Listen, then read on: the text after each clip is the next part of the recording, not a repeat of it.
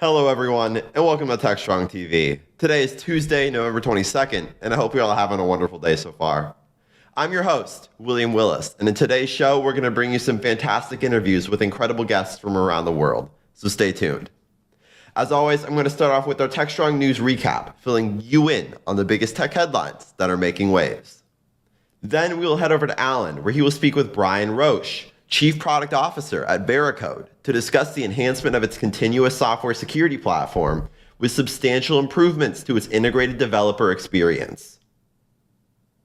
Alan will then sit down with Rod Stomuller, VP of Solutions Marketing at Aviatrix, to talk about Aviatrix's new solution, Cost IQ, which enables organizations to institute detailed network usage-based, multi-cloud chargebacks, accurately billing individual cost centers for real use.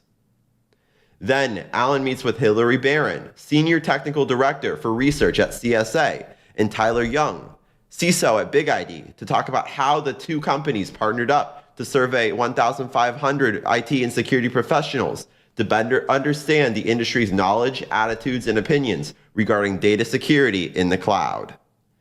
Alan will then speak with Darko Fabian, co-founder and CTO at Semaphore, to talk about why starting a new project with microservices may be tempting, but it's almost never a good idea.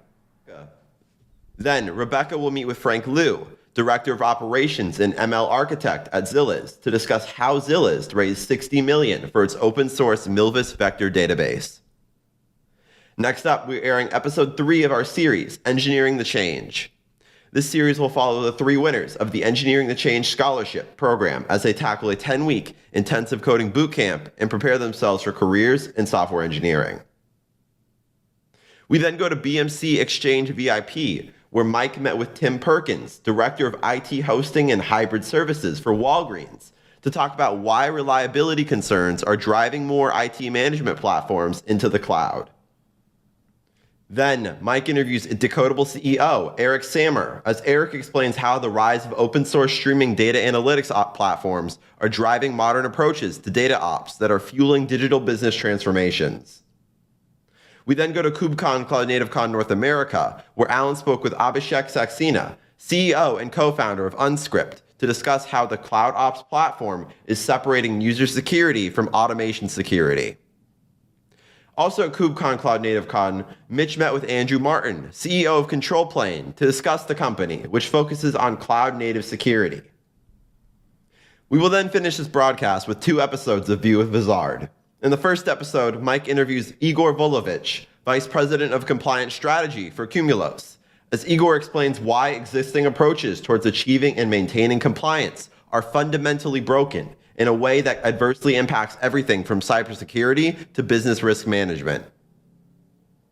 And finally, Mike will interview Remediant CEO Raj Dodiawala, as Raj explains why inherent remote desktop protocol weaknesses require a different cybersecurity approach to prevent malware from moving laterally across an extended enterprise. And that's what we have coming up for you in this episode of Techstrong TV. So without further ado, let's get the show started. Enjoy.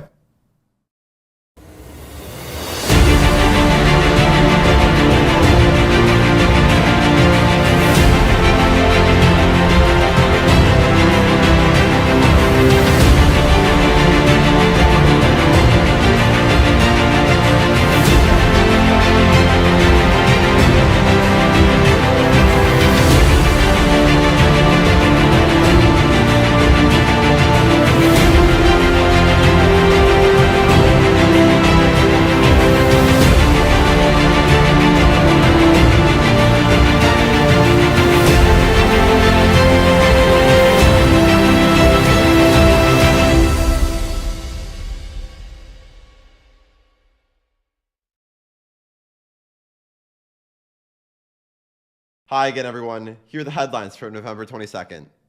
First up, Elizabeth Holmes, who was the CEO for the failed startup Theranos, was sentenced to 11 years in prison for defrauding investors. Holmes was convicted back in January this year as part of a 15-year-long scheme claiming the company developed a medical device to do blood tests with just a few drops of blood when there was no such technology. Over the course of those 15 years, Holmes was able to draw several high-profile investors and get on the cover of multiple business magazines.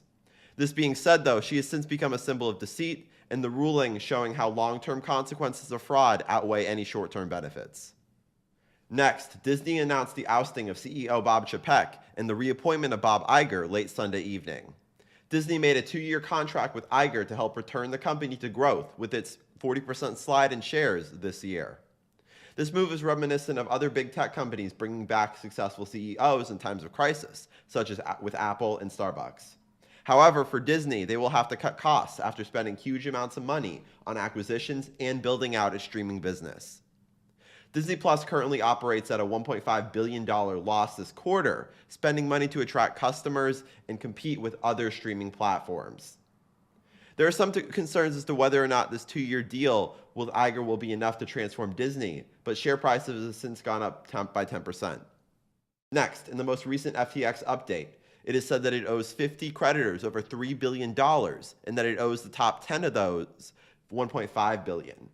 FTX filed for bankruptcy on November 11th, but zooming out, there could be over 1 million creditors facing total losses that are already filed in U.S. cases, with FTX being in contact with multiple regulatory agencies around the world. Additionally, the Bahamas, which is where FTX is based, are investigating whether or not any criminal misconduct has occurred during the company's implosion. Next up, the semiconductor giant TSMC announced that they will build 3-nanometer chips at its Arizona factory that is currently under construction. TSMC says that its 3-nanometer chip, the N3, will offer 70% logic density gain and 15% speed improvement over its 5-nanometer model. TSMC makes approximately half of the world's advanced chips, but the dominance of Taiwan's semiconductor industry brings into question its supply chain reliance. The Arizona plant is part of the U.S.'s strategy to increase U.S. chip making. Several other chip makers have started building the 3-nanometer chips, including Samsung, which is also building a plant in the U.S. On Digital CXO, we have an article about some of the changes that are putting autonomous vehicles on the path towards sustainable success. AVs have the potential to transform business and economies, but the sector is still in its infancy phase. This article will look at some of the changes as far as manufacturing models and governmental policies that could lead this market into maturation. To learn more, go to digitalcxo.com. On Container Journal, we have an article looking at how Red Hat has made an update to its app modernization toolkit for OpenShift that will allow to add tags to make it easier to classify monolithic Java apps. Red Hat has said that these tools will enable IT teams to pursue a more holistic application modernization process. To learn more, go to containerjournal.com. Finally, on DevOps.com, we have an article looking at a survey showing how culture can be a block to DevOps. The survey has respondents from more than 600 IT professionals and found that 73% are saying that organizations are behind in achieving their DevOps goals, with 17% saying that they still consider themselves in a proof of concept model right now. To learn more about the findings of the study, go to DevOps.com. And that's today's Techstrong News Recap. ContainerJournal.com is the leading online destination for centralized computing-related content.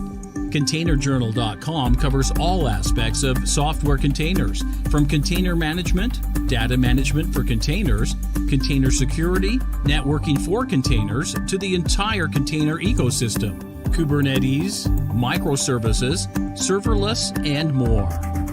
ContainerJournal.com has the largest selection of container-related news, featuring breaking news, blog posts, podcasts, and more. Visit www.containerjournal.com to learn more. This is Techstrong TV. Hi, everyone. We're back on Techstrong TV. We've got our next guest lined up here for you. He is Brian Roach. He's with Vericode. And Brian, welcome to Techstrong TV. Alan, thank you so much for having me. That's our pleasure. So, Brian, I guess we should start a little bit about, what's your role and of your background. Yeah, so I've been with Vericode for about a couple of years now, and I'm Vericode's Chief Product Officer. So that means I lead our product management organization, engineering, cloud operations function. And, a little bit about me, I guess, Alan, I've been deeply immersed in the whole lean startup, pivotal software space for, the last 10, 15 years. And so I come at security very much from a cloud native perspective and have this perspective that, my focus is on delivering secure software, but doing it quickly. And so I have sort of a unique approach. Absolutely. And of course, look, our audience is really familiar with Veracode. They're one of the pioneers in the AppSec space. Coming back from a lot of the founders come from the @stake and then Semantic. And then, Veracode's had a storied journey through the security world. Probably 20 years at least when you add all that up. I don't know if it was called Veracode 20 years ago. Anyway, but they recently announced sort of a new frontier, a new front in their ever ongoing battle to secure applications and software, and that is around container security. You mentioned the cloud native word, right? And cloud native, we just had a conversation here in the office with some of the analyst team, right? When you say cloud native, is that code word for Kubernetes and containers? Is it code word for stuff coming out of CNCF? Or is it really just mean stuff that's natively built for the cloud, right? But it could be on hypervisors and everything else. Yeah. Alan, you're right. It's an overloaded term, right? And I think the way that I think about it is, if I were to give you the tweet length description for Veracode and who we have been over the past 16 years is, look, developers are trying to deliver quickly and application security professionals are trying to reduce risk. And so the Veracode platform brings them together in a way that they don't have to choose between delivering software quickly or delivering secure software. And so when I say cloud native, I look at what's going on in the market today. And for many of our customers and many organizations, they're taking all of this legacy value and they're transforming it into running in the cloud, basically. So they're going from monolithic architectures to, microservices and containers, and they're using Kubernetes for orchestration. And what they're doing is that they're composing these new applications that are 12-factor or cloud native, right? But ultimately that can run inside of containers, and they're all being hosted in a runtime or an orchestrator. And what they're doing is they're blindly composing instead of writing applications. Like that, if you look back 15 years ago, developers wrote applications, right? Like I was a developer, we wrote applications. Now you're grabbing open source, you're pulling some methods or some functions, and you're putting your application together because speed is critical, right? Time to market is critical. And so the question is, how do you enable, the vertical stack? So how do you enable all of that open source to be secure, that container to be secure, that infrastructure to be secure, and do that then horizontally through every step of the secure development lifecycle, and bring security to life and have it be pervasive in a way that's not invasive. And I think very simply, Alan, that's the challenge, right? I'm taking legacy value, I'm running it in the cloud, and how do I know it's secure? And how do I do that quickly? I think that's a great definition of it, right? And therein lies the problem, as they say. So Brian, let's talk about what Veracode's come up with here now. But really nuts and bolts. Our audience is technical. Don't be afraid. Yeah, okay. Right, to dive in here. Got it. Well, I mean, look, just maybe an introduction to the Veracode platform, right? So we deliver core application security capabilities. And so the platform enables the static analysis where you're very much shifted left and securing your code as you're writing it. Your software composition analysis, which, as we all know, with the executive order and the mandate around providing visibility into your supply chain, our software composition analysis tool has become crucially important in that endeavor. Dynamic analysis, which is the assessment of a runtime of an application, et cetera, et cetera. But what we announced more recently, Alan, is the early access of our container and infrastructure as code solution. And what we essentially did was, like any other organization in the world, we are lean. We practice lean, which means we deliver a minimally viable, valuable product, and we seek to get feedback. And what's different is our container security solution is deeply embedded in our platform, but it's delivered as part of the developer's CLI. And so ultimately what we wanted to do with this solution is In the past, we've delivered sort of solutions first as part of the platform. We wanted to deliver this first as part of the command line interface because we believe strongly that when you take software security and you shift it further left in the process, you get better results and you reduce your cost and you reduce your risk. So ultimately, we are early access for our container and infrastructure as code solution, delivered first as a developer with a developer focus and embedded in our platform. So, okay, got it. Kind of standard stuff there, but let's talk about, all right, so a developer runs it from his CLI, hopefully is it before he commits his code to Git? Is it while it's in Git? It can be anywhere. It can be any one of those steps. Yeah, I mean, ultimately, if you look at what we've done with the Veracode platform in the past 12 months, is that we are looking at ways to make our platform more tweakable, more configurable. And one of the ways in which we've done that is we've completely rewritten our policy engine from the ground up. And ultimately, our perspective is, it's your security program. Obviously, we are thought leaders and we are opinionated about how you ought to lead and run your program or govern your developers. But ultimately, we wanted to provide that flexibility. And the same is true with our container solution. We're making it available as part of the CLI. Developers can call it at any step in the process, and we're seeking to provide them immediate results. Whether it's, we're hashing the prior results that we scans that we've done, and we're doing diffs, but the goal is, how do you enable that speed directly inside of the tools that they're using today to enable them to go fast? Yep. So, but are you actually scanning the container payloads? Are you scanning the container configuration? Are you not scanning at all? What exactly is this container security?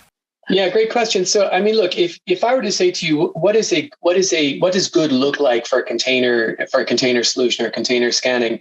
Well, first of all, it's the images, right? You got to make sure that you're starting with the right base images. Second of all, it's your registry. So where are you storing your images?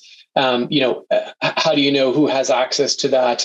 Are they private? Are you monitoring them? Does that registry reside on a server that's secure? At runtime, this is where your application security comes in. But are you monitoring your network protocols and payloads and all interactions with the host? When you think about orchestration, are you setting limits on privileged users and what they can access? And then you're looking at the host operating system. And so when you look at our container solution, we're scanning all layers of the container, but we're also scanning for misconfiguration, secrets management.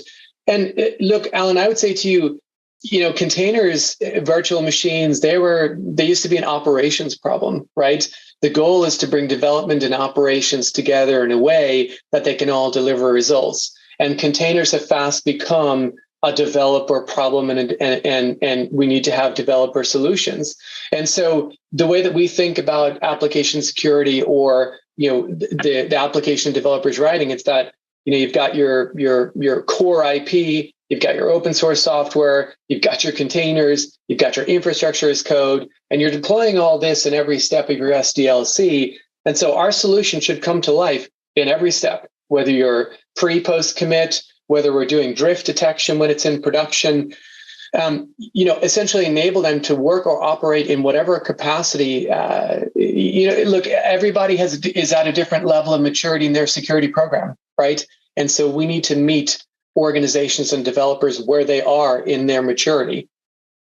Yeah, I don't disagree with you, Brian. To me, a good container security program, it can't be one of these things where we're just throwing it at the developers, right? Developers have a lot on their plate.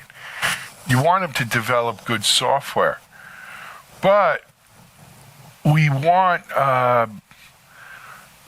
the entire organizations, including DevOps, including SREs and platform engineering and developers. Yeah. It'd be nice to have them use one tool, right? Yeah. They have a common tool with a common framework, reference, whatever, right? So that we're talking the same language. And the security guy. Let's not forget the security people, right? Yeah. Yeah. We all kind of, talking the same thing. Because when I look at container cloud native today, it's the new compute stack. It's the new stack. It's the way everything is developed, CI/CD, integrated, deployed, and then operated.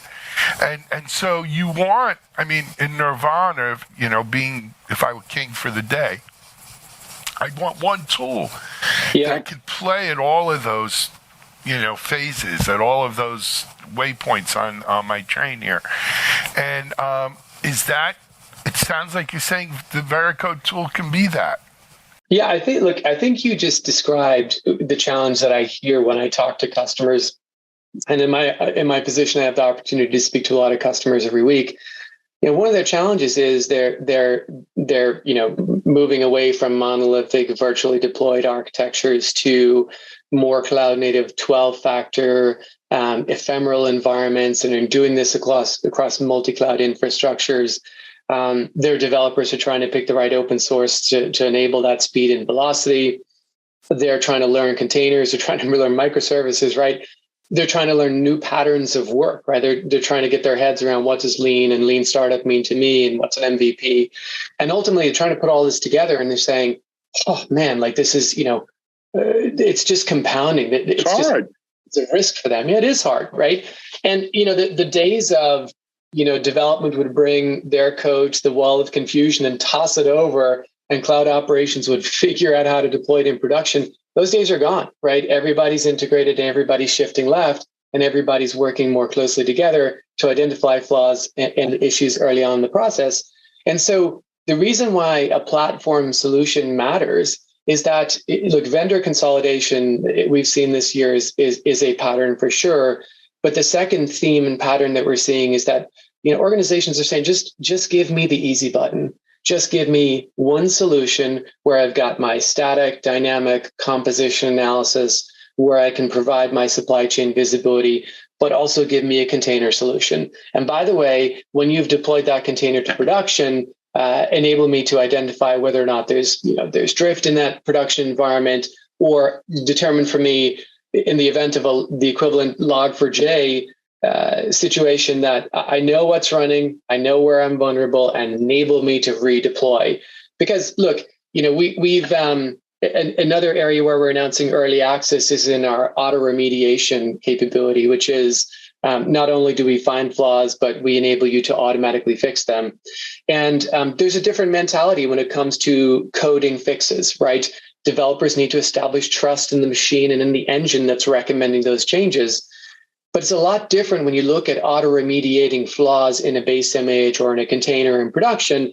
It's just not that controversial, right? Blow away the container, spin it back up again. That's the whole point of containers.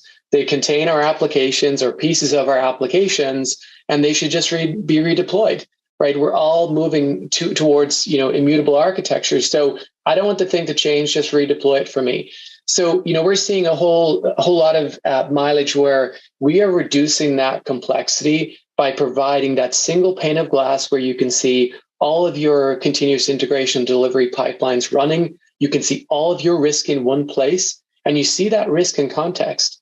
So, do I need to go action this flaw or this vulnerability? Is it buried behind 5 layers VPC and it doesn't matter? Or is it something that can be exploited? These are the ways that you bring velocity and simplicity to development teams so that you reduce the cognitive load on them. I love it. Excuse me, Brian, we only have a minute or two left because I told you we're probably over 15 minutes, truth be told. But okay. You mentioned it was early access. What exactly does that mean? Are people watching out here? Can they go sign up for this now? When, if not, when? What's the deal? They can. And in fact, the program is still open, and we're actively receiving feedback. Alan, I got to tell you, I think every engineering leader out there will attest to this. When you release something in early access, right, you don't get a lot of positive feedback often. I have to say the opposite has been true here. We've gotten a lot of great feedback, and we've learned that what we delivered as foundational capabilities, right, was on target. And I think that's a testament to the fact that we've been using this. We've been,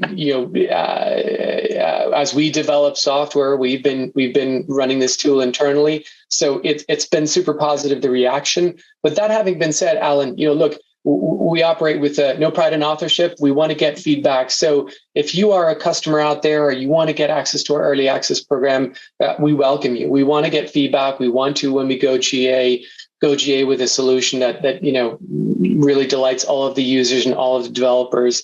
And so the feedback has been great. We've delivered something that's on target.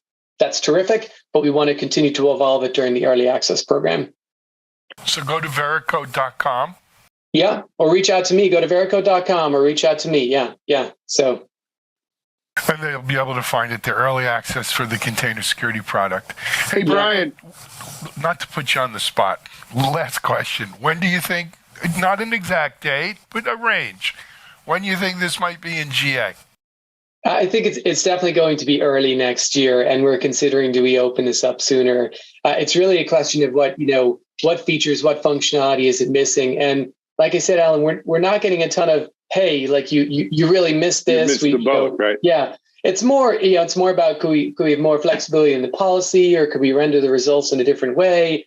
But nothing that's really preventing us from releasing it. So that's why we kind of want to open it up to even more than the customers that we have today. We've got about 40 plus customers in there today, which is a reasonable sampling. But ultimately, definitely early next year, and our auto remediation functionality is early access now. Excellent. All right. Hey, Brian, thanks for joining us. Keep up the great work. Come back, maybe around GA time. Come back and let us know, okay? We'd love to. Alan, thanks, and safe travels this week. Thank you. Brian Roach, Chief Product Officer, CPO. That's right. So our digital CXO, CPO at Vericode. Here on Techstrong. We're going to take a break. We'll be back in a minute.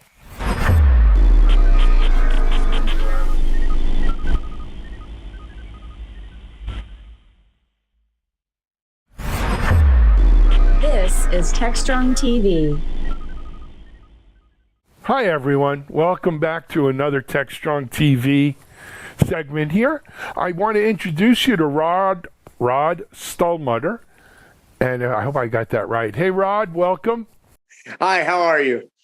Good. To be on the show. It's great to have you on.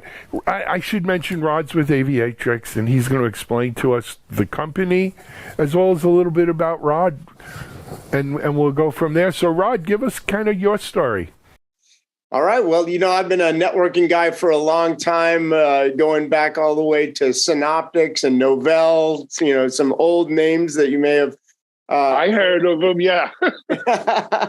But most recently, I was with Nicira doing software-defined networking that was acquired by VMware and became NSX at VMware. And then I joined Aviatrix here recently, as we're really doing very similar things, but instead of virtualizing the data center, we're virtualizing the clouds and doing cloud networking. Got it. When did you join Aviatrix, if you don't mind? I joined about almost 4 years ago, so about a little more than 3 years ago.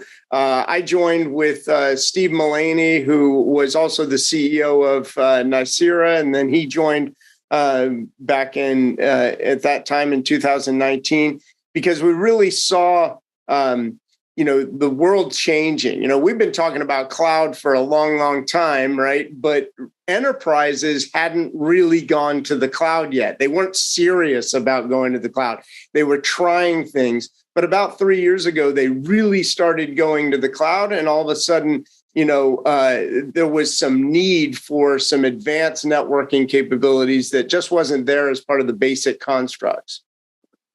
Excellent. And then COVID happened, and that, I guess, kind of put an accelerator on that whole cloud migration, digital transformations, etc. When you talk about kind of advanced cloud networking, and we're going to get into our regular topic in a bit, but you piqued my interest. What kind of advanced cloud kind of capabilities are you talking about? Well, really a lot to do with how simple it is, right? In the cloud, most of the time you're having to build things based on basic constructs and doing things like, for instance, updating route tables manually. And it's very complex and it's different in every single one of the clouds. So if you learn how to do it in AWS, and then you have a multi-cloud environment and you need to do it in Azure, that becomes even more complex to be able to do things. So what we do is we upgrade the native constructs and make them the same in each one of the clouds. So now you get consistent networking capability, the way you build networking, consistent visibility, consistent security, and consistent automation. So for instance, we have a single Terraform provider, so you can write one infrastructure as code module. It works across all the clouds. Love it. Very cool. We were going to talk today, though, about cloud cost transparency. And this is, there are the two worst bills to try to decipher in the world are your cell phone bill.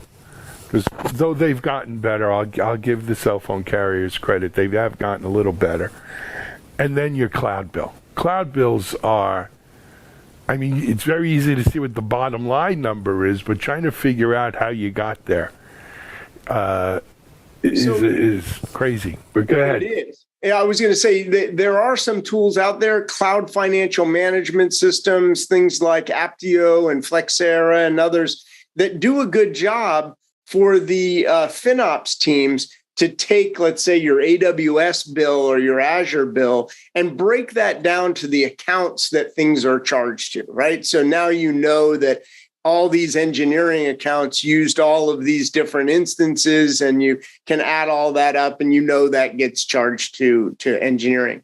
What they had a real trouble with, and we kept hearing from our customers, was how do they deal with shared resources? So let's say you have a cluster of next generation firewalls that you're sending traffic through. And there's a whole bunch of different groups that are using this next generation firewall cluster, but you don't have a way to take the cost of that shared resource and accurately define who's using it. So what IT does typically is they either have to absorb the cost themselves, right? Or they peanut butter it across everybody and give everybody an equal charge for that shared service. But now HR says, hey, I'm not using as much as engineering is using. So what we're doing, because we are the network that all this stuff has to go across, is we allow you to define that shared resource and then look at exactly who's using it, which accounts in engineering are using, and adding it all up and saying, hey, engineering is using 50% of that resource and HR is only using 10% of that resource. So now you can accurately distribute those costs in a way that the cost centers are accepting that that's about how much we use. So I'm listening to you and I'm thinking to myself, is this more art or science?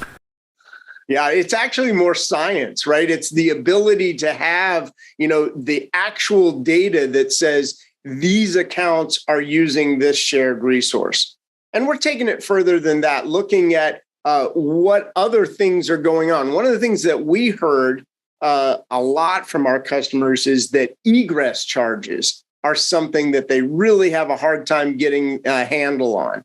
And this is because the cloud providers make a ton of money on saying, hey, we'll let you come into the cloud, but if you exit back out of the cloud, we're going to charge you on a per gigabit basis, right? Or if you go between regions, or if you go between availability zones, there's all these little places where you're exiting one part of the cloud network, going either out of the cloud network or into another part, that they're racking up the bill.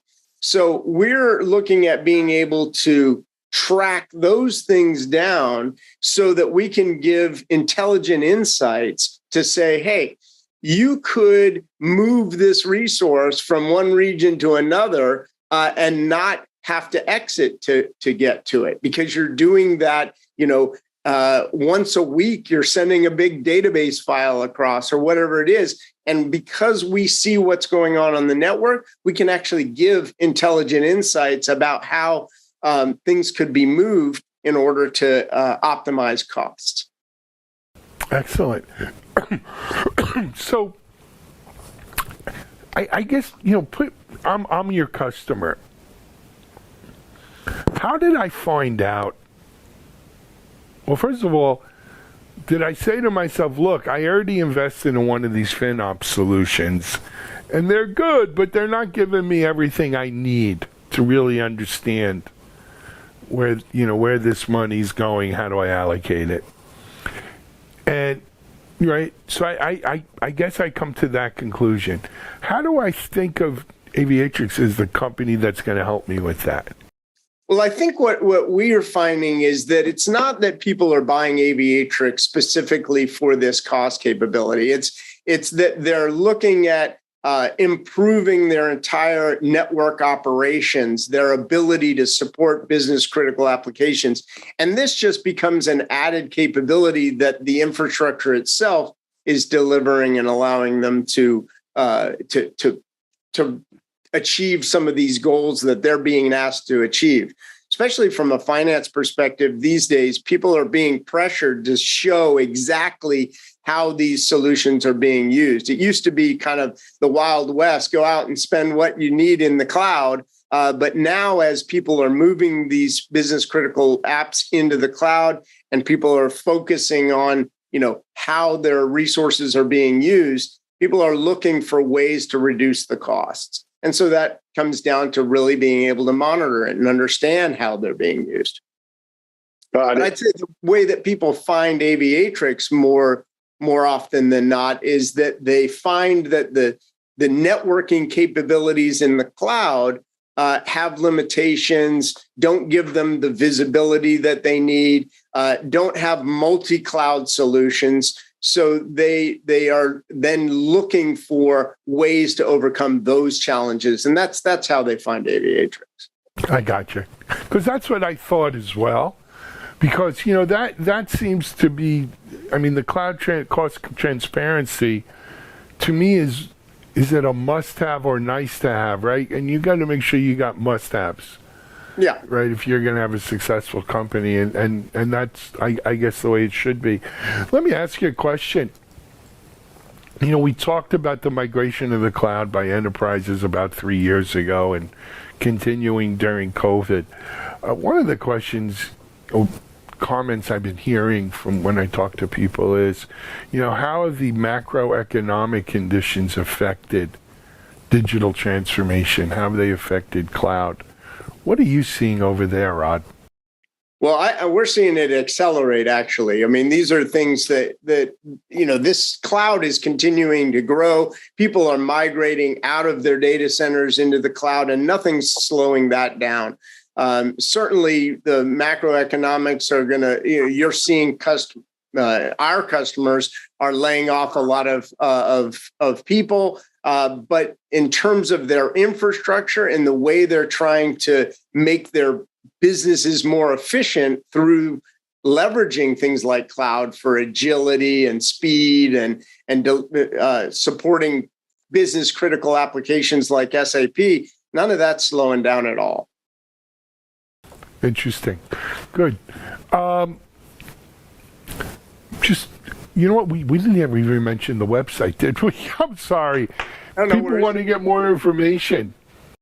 Yeah, well, they can always go to aviatrix.com. We've got some really great resources there to find out what we're doing. Also, we've got a really great program for training. We call it ACE, which is Aviatrix Certified Engineer. You can think of it the way, a CCIE for Cisco was back in the day. We have multiple levels of training. There's something called the Associate ACE training that is the first level. It's a 4-hour online course that you can get a free code on the website at aviatrix.com/ACE.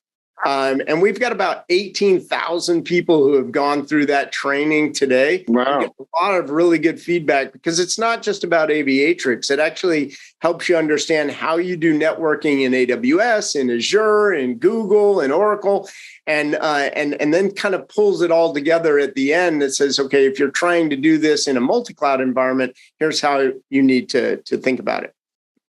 I love it.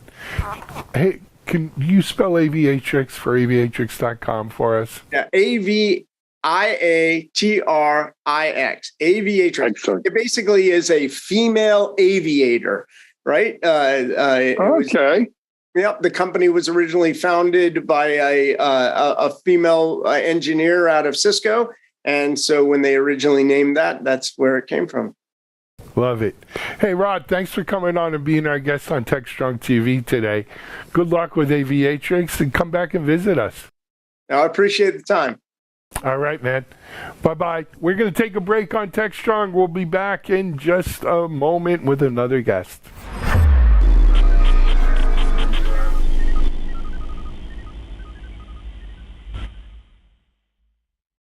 DevOps.com is the #1 online destination for DevOps education and community building. DevOps.com covers all aspects of DevOps, including DevOps best practices and tools, DevOps culture, DevSecOps, business impact, continuous testing, continuous delivery, and more. DevOps.com has the largest collection of original DevOps content, featuring breaking news, blog posts, podcasts, and more. Visit www.devops.com to learn more. DevOps.com, where the world meets DevOps. This is Techstrong TV. Hi, everyone. Welcome back to Techstrong TV. I've got another great Techstrong TV segment to bring to you right now. I want to introduce you to two people from the CSA, the Cloud Security Alliance. First, let me introduce you to Hillary Barron. Hillary. And Tyler Young. Tyler, welcome. Before we get started, I guess you guys need to introduce yourselves a little bit to the audience. Tyler, I'm going to start with you. Why don't you give people the Tyler Young story? Yeah, for sure. So, hey, everybody, I'm Tyler Young. I'm CISO at Big ID, where I'm currently kind of in charge of building out their security program, helping guide their Big ID's products, helping our customers essentially protect and understand and discover their data. Prior to Big ID, I was at Relativity, the leading e-discovery company, building out their security team and program. And I have about a decade in tech, mainly in incident response, cybersecurity, forensics, and threat intelligence. Excellent. And my mistake, I said CSA, it's CSA and Big ID. Tyler, for folks out here who may not be familiar with Big ID, why don't you give us a little Big ID background too, if you don't mind? Yeah. So Big ID is essentially a data intelligence platform. What we do is we enable organizations to understand where their data is, connecting to your SaaS applications, understand dark data, connecting to your cloud environments, understand where your data may persist, connecting to your file shares, your on-prem data stores, whatever they may be, and really helping you understand where your data is at so that you can take secure actions on it, whether it's removing duplicate data or deleting data or remediating access to files in your cloud environments, whatever it may be. It's a holistic data security platform that gives you, unfeathered intelligence. Great. Appreciate it. Hillary, how about you? All right. So I come from a research background. So a lot of my work is in our ad hoc survey research, but I do focus as well on some of the emerging technologies within CSA. So looking at, emerging technologies isn't necessarily totally accurate. They become mature at a certain point, but looking at IoT, blockchain, quantum safe security is kind of an ever-evolving portfolio of research that I'm focused on. But that's primarily what I do. I used to run our webinar program as well, but I have since handed that off. So it's mostly just research all day, every day for me. Good for you. So emerged technology. And, before we get started, in case I forget, Tyler, where can people get more information on Big ID? Yeah, so you can go directly to bigid.com, request a demo, see more about the products. Or if you have questions about our security program, feel free to reach out directly to me on LinkedIn. It's probably the best avenue. Excellent. And Hillary, CSA Cloud Security Alliance.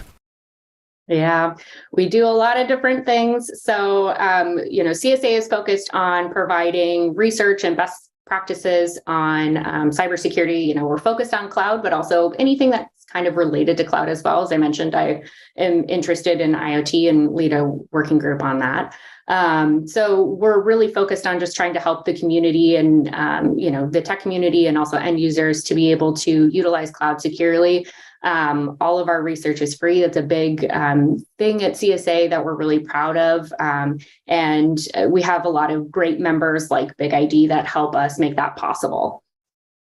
Fantastic. And it's csa.org, I believe, right? Yeah, cloudsecurityalliance.org is where you can find us. Excellent. All right. We've got all the housekeeping out of the way. Let's dive in here. Recently, CSA released a report. I believe it was done in conjunction with Big ID. Is that fair? Correct. Guys, tell us about the report. Sure.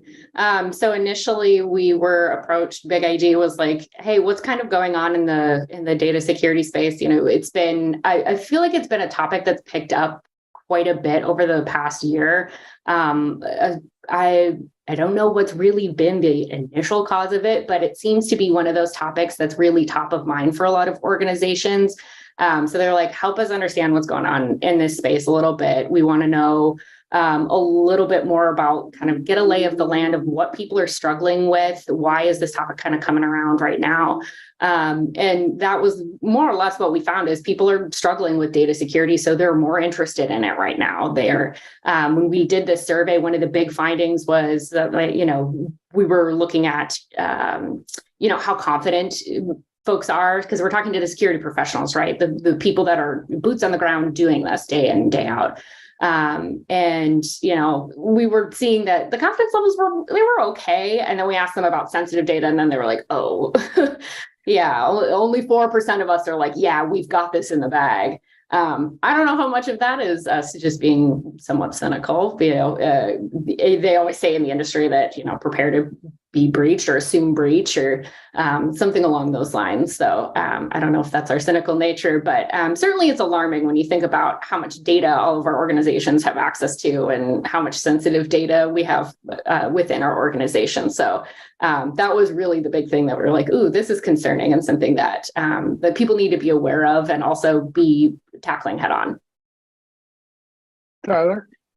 Yeah, and I think going back to it's not if, but when you're going to be breached. And it's really preparing for that and understanding that if you know where all your data is at and you can remove the low hanging fruit, whether that's sensitive data that's exposed externally, whether you have external data on your OneDrive or G Drive or whatever you're using for data store, remediating some of those simple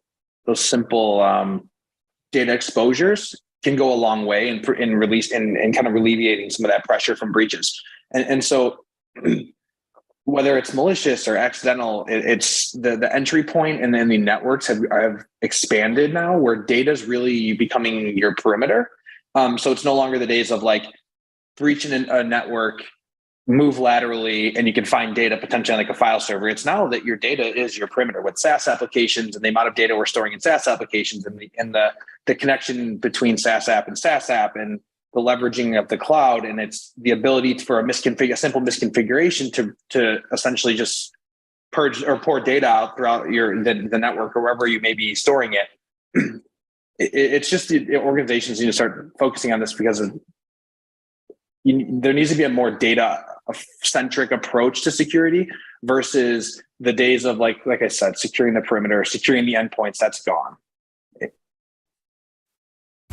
So, look, we've certainly seen a resurgence, I think, over the last year or year and a half of the primacy of data, right? It was almost like someone put up the sign that said, it's all about the data, stupid, right? And for a while, we forgot that. And I've been in security 25 years, 30 years, right? We got all focused on the AppSec. If it wasn't AppSec, just didn't matter. right? We got focused on a lot of things and almost kind of lost focus on it's about the data. The data is the crown jewels. The data is the payload, right? The mother load. And people may use the app or other vectors or attack surfaces, right? But their target is the data at the end of the day. Even ransomware and stuff, right? They're ransoming, they're encrypting your data. That being said, though, I'm glad, as perverse as this may sound, I'm glad to hear that 96% of people recognize that when it comes to sensitive data, they've got work to do. I mean, it would be great if the work was really done, but it would be a lot worse if 80% of the people said, oh, no, we're good. And we damn well know they're not good, right? So, the 12-step rule, right? Number one is recognize you have a problem. At least we recognize we have a problem, right? Better than not recognizing you have a problem. Of course, the question now, now the question is, well, what do we do about it? And I always find, though, with these kinds of surveys, though, there's like three things that are really important that I take away. So we hit one of them here. What were two other big takeaways from this report? I think another big one that's pretty relevant to what's going on right now with what we're kind of seeing in the news is we're seeing too much access for third parties and suppliers, and that they actually have similar access levels to our employees, which, in some cases, maybe they do need that access. Maybe there's a valid reason for it, but realistically, I think we have some work to do there in particular. And I think those breaches have really drawn our attention to that. So a lot of organizations are starting to take that more seriously now, but we were kind of caught on the wrong foot there. And we had breaches that made the news, unfortunately, because of that.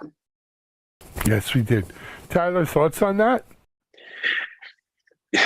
Yeah, I mean, I think so. There's a few problems here. One, we're giving third parties way too much access, and no one's vetting it. So whether it's a more static thing that's happening in a procurement process and just doing a review of this third party that's coming in and what they're doing, why do they need access to your data, or whether it's, look at your apps you're connecting on your smartphone. Do they really need access to your call list? Do they really need access to your text messages to run Facebook? Probably not, but we're giving that access. And most people just click next and accept and don't actually think about what's actually happening. Or think about how many things are connecting to your Salesforce, whether it's some type of revenue ops tool, whether it's your Slack even. Your SaaS sprawl is happening and you're just having applications connected to applications and there's data interchanging. No one's actually looking at what data is interchanging between those things. So now you offboard an app or you offboard an employee and that data is still living somewhere and that connection's still there. And no one's actually severing that connection because most people aren't even aware of it. And so these things are never going to go away, but you need to make a concerted effort to start discovering where that data is at so you can take action on it. Because if you don't know where something's at or you don't know what's happening, how can you take action on it? So again, it goes back to maybe that's step two, admitting you have a problem is the step one. And then step two is what do I even have? What is my problem? And so really understanding it and being able to discover it is very important. I agreed. And that, comes right from the first thing too, right? The first step is always awareness of you're having the problem. Third thing, Hillary.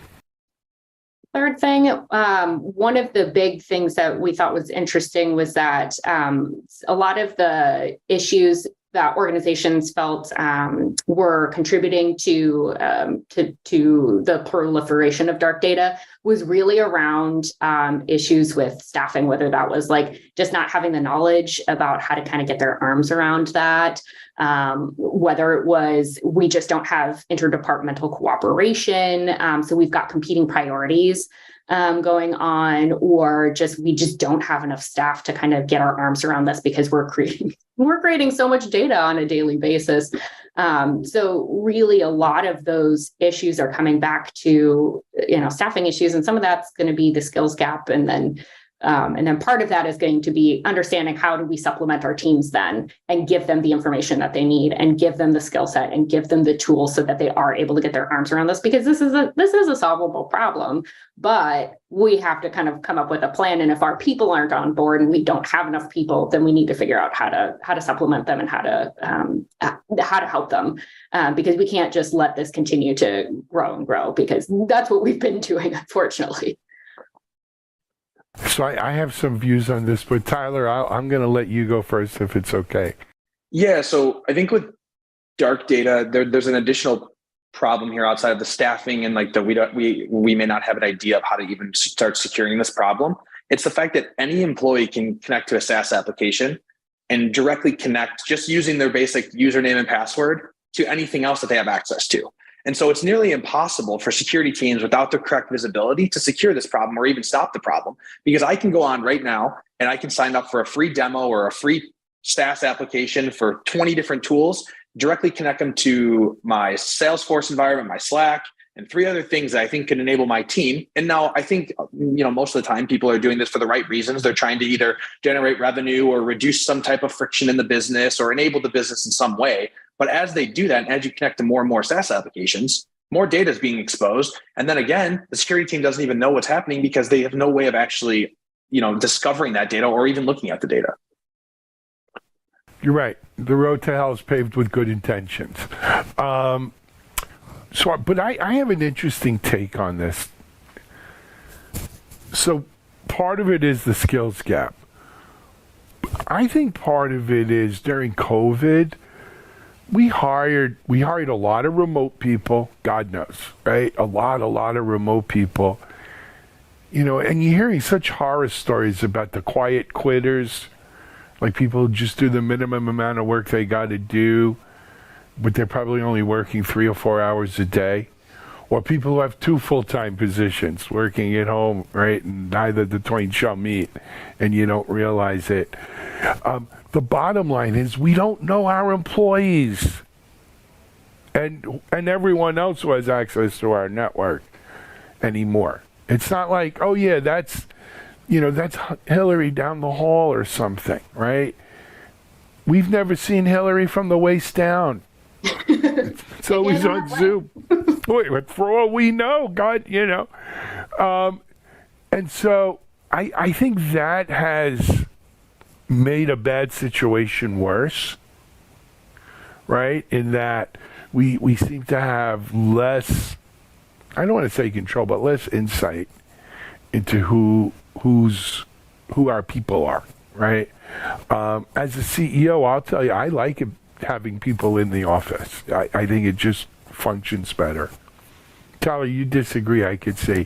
I don't know that I disagree. I think when it comes down to it, we've potentially relaxed because there's this talent shortage. We've relaxed what our expectations are, and high performance management isn't necessarily happening anymore.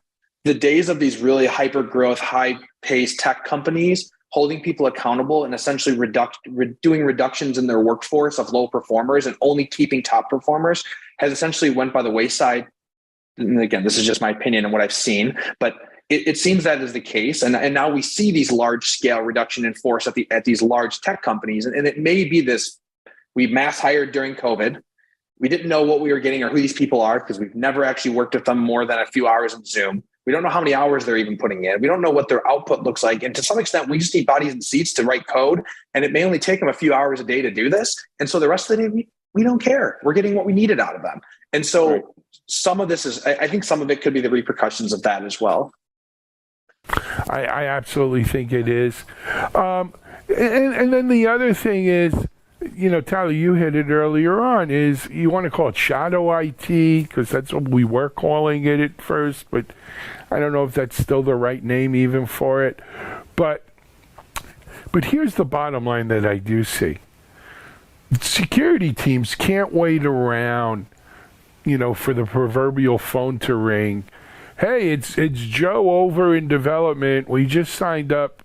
We got this new tool we really like. We've been using it for a week. And I think we're going to go company-wide with it, right? That's not the way it happens anymore. The security team has to kind of be involved in what the development teams, the DevOps teams, the ops teams, the testing teams, the marketing and business teams, and the HR teams. What are these people doing? Where are they going? What apps are they using? If we wait for one of these apps to pop up and bite us in the butt, we deserve what we get, right? We've got to be more proactive. The business moves too fast for us to be reactive or just like sit back and think people are going to tell us things. They don't. Yeah, I think it's 100% accurate. And the only way you can start to solve some of this problem with the onboarding of IT or shadow IT or shadow SaaS or whatever you want to call it, the thing that we've done over the last few months is we've injected ourselves directly into the procurement process, where finance will not cut a check or sign off on a PO unless security and legal have fully reviewed the MSA. We've reviewed the tool, we've reviewed the architecture and how it's going to be implemented. And so this is just it's a very strenuous process, and it does take, manual effort and resources, but it's the only way you can start to kind of suppress this issue a bit. I don't know if suppress is even the right word, but hopefully stop the issue to some extent. No, make it livable. Look, you got people whipping out credit cards and signing up Absolutely. for this stuff. And the balance, and I talk a lot about this with people, the balance that you got to strike here is you don't want to drag the business, right? You don't want to slow the speed of business down, but you don't want to expose the business to unnecessary risk. And so there's a balance, right? Hey, if you know what, security, if you're going to look at everything before we sign on, you got 24 hours. If I didn't hear from you in 24 hours, I go forward, right? We do it. I got a little nothing of a company here, but that's the kind of stuff we do here, right? You've got a window to object or forever hold your peace, kind of at a shotgun wedding. And I don't know, bigger organizations have a harder time moving at that pace, but that's the pace of business today, and it's something we need to, you got to find your equilibrium. Guys, we're running low on time. Hillary, anything else in the findings you want to share? The last big thing that we really had was just that a lot of security professionals are assuming that they're going to get breached in the next year. I don't think that's a particular surprise, and based on what we found, it's like, that makes sense. And they probably will be, but yeah. But, yes. Definitely one of those things that it's like, well, we know some of the problems that we need to tackle and what we need to get our arms around. So hopefully the report kind of helps organizations identify those problems within their own organizations, and be able to help them tackle them in the coming year. You know what would be interesting? Take these same set of questions now and go ask non-security people. Go ask the developers, the DevOps, the system, the SREs, I forgot what the new thing now is. System architects or whatever, not architects. Infrastructure, whatever. Go ask the other people, not security people, and see if they share that level of pessimism, because they may just be whistling, happy days are here again, blue skies, right? And platform engineers is what I was thinking of. I apologize. It would be a really interesting contrast.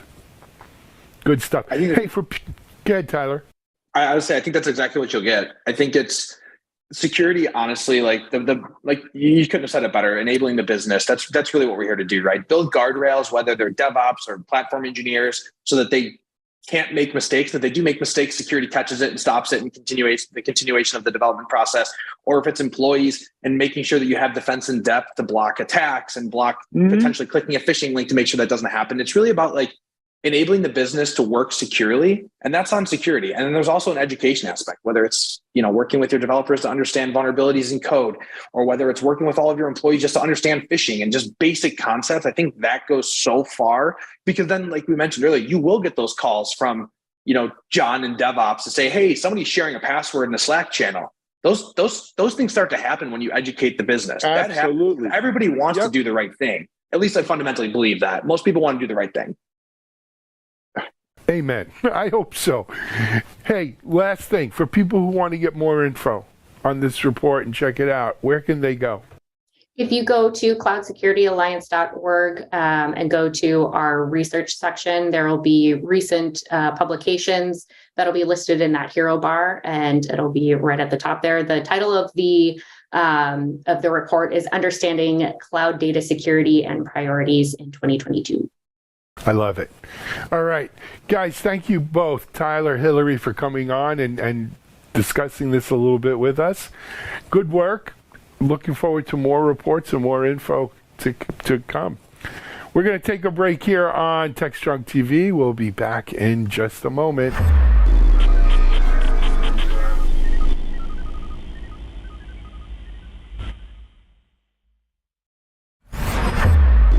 This is Techstrong TV.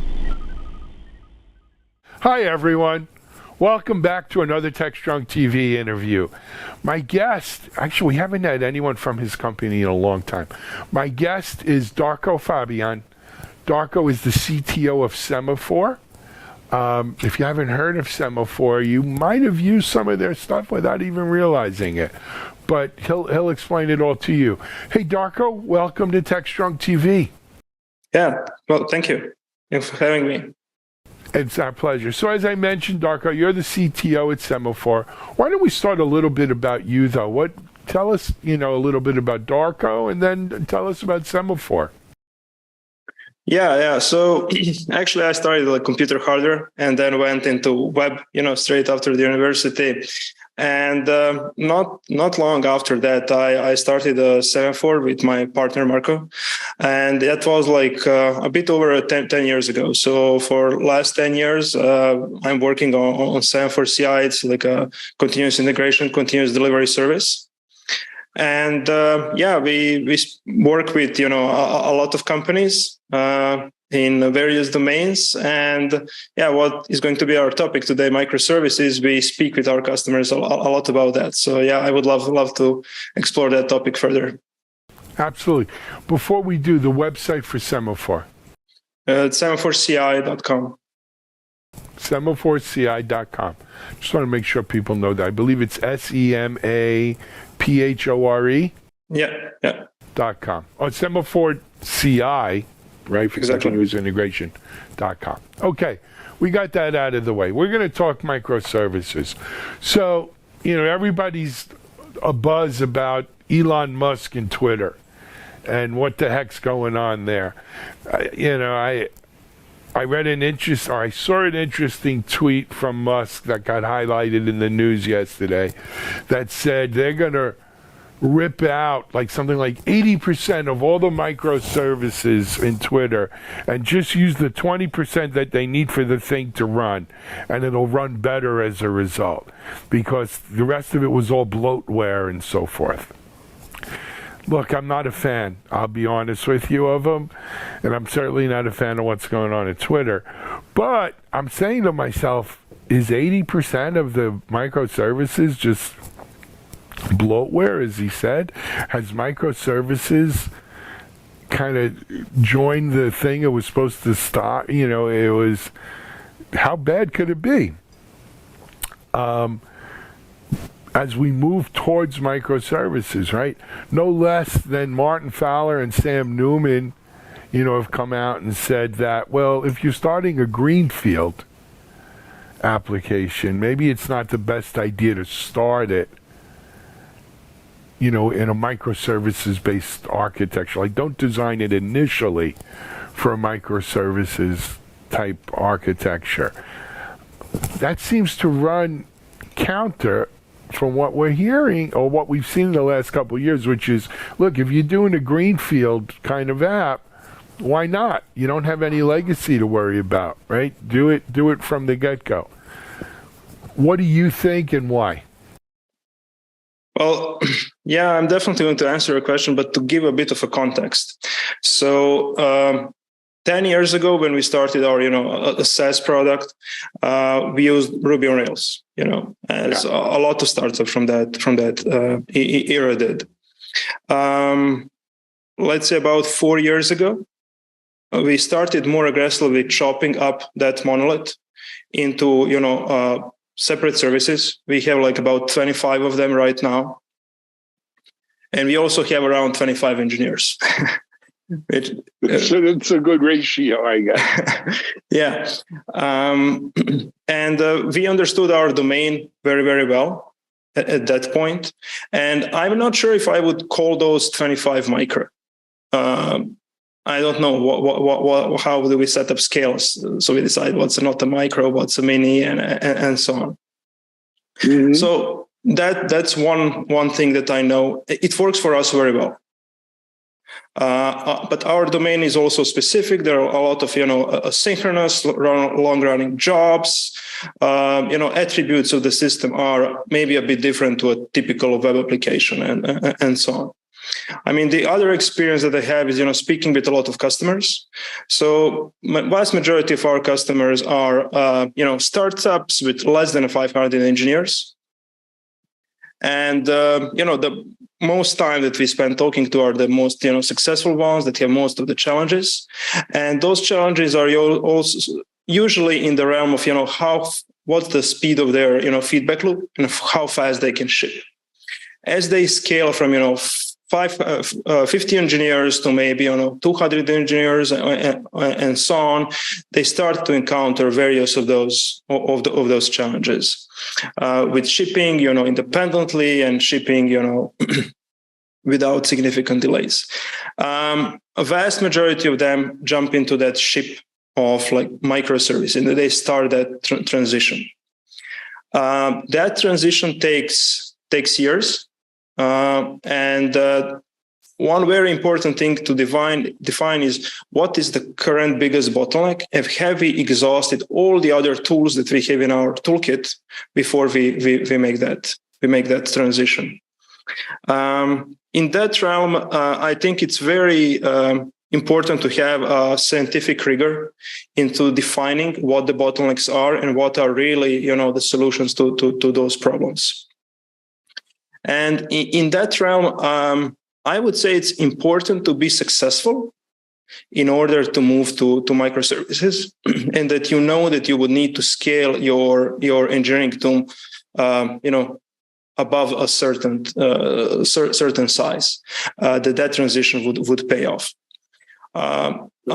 So that's the round that I can comment on. I haven't started, a company or a service application, greenfield project with microservices. So it's hard to comment on that. But there are many good things that you lose when you move to microservices. Generally all the guarantees that the database provides are gone. Just onboarding to a project becomes, a bit of a hurdle. So yeah, those are some of the. Mm-hmm. So let me ask you a question, though, Darko.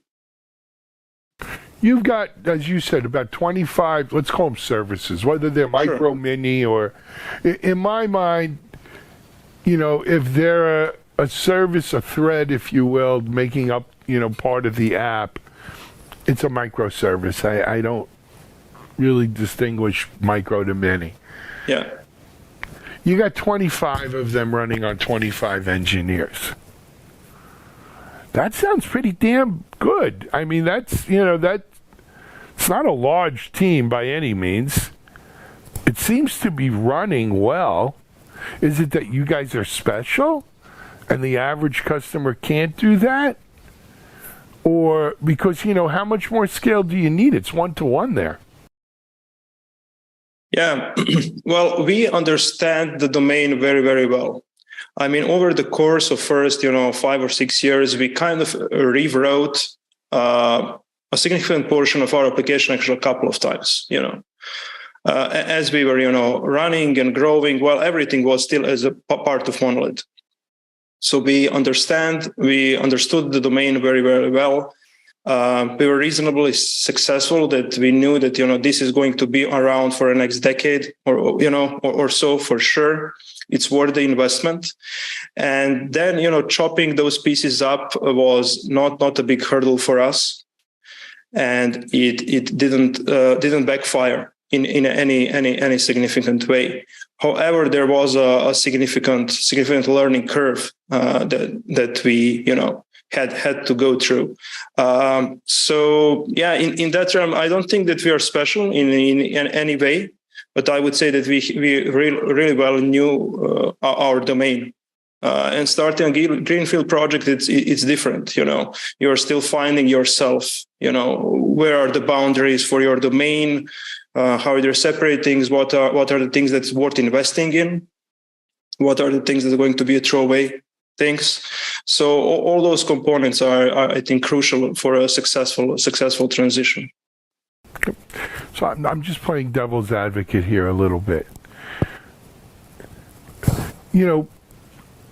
Starting a new project, a greenfield project like this, whether you use microservices or not, it's a bit of learn as you go, right? Things don't always work the way you thought. You make changes, improvements, iterations. That's key. That's like classic DevOps, right? You got your feedback loops. You iterate, you reiterate, and iterate yet again. And it gets better. Whether you use microservices or not, that's the way of it. However, there are distinct advantages to using microservices versus a monolithic architecture. You want to change something out, tweak something, etc. And there's more. Those aren't the only advantages. At some level, how do you I'm from security. It's all about managing risk, right? How do you manage the risk here? How do you manage the advantages of microservices to the disadvantages and then make an intelligent decision? Well, I would start with people and, figure out what's the composition of a team. Firstly, are those the people that have prior experience with working with microservices? Because one of the biggest disadvantages with microservices is that you have a lot of network connections between them. And that's just, more expensive and has many attributes that you don't have to deal with when something is within the single process of like operating system. So that's the biggest thing.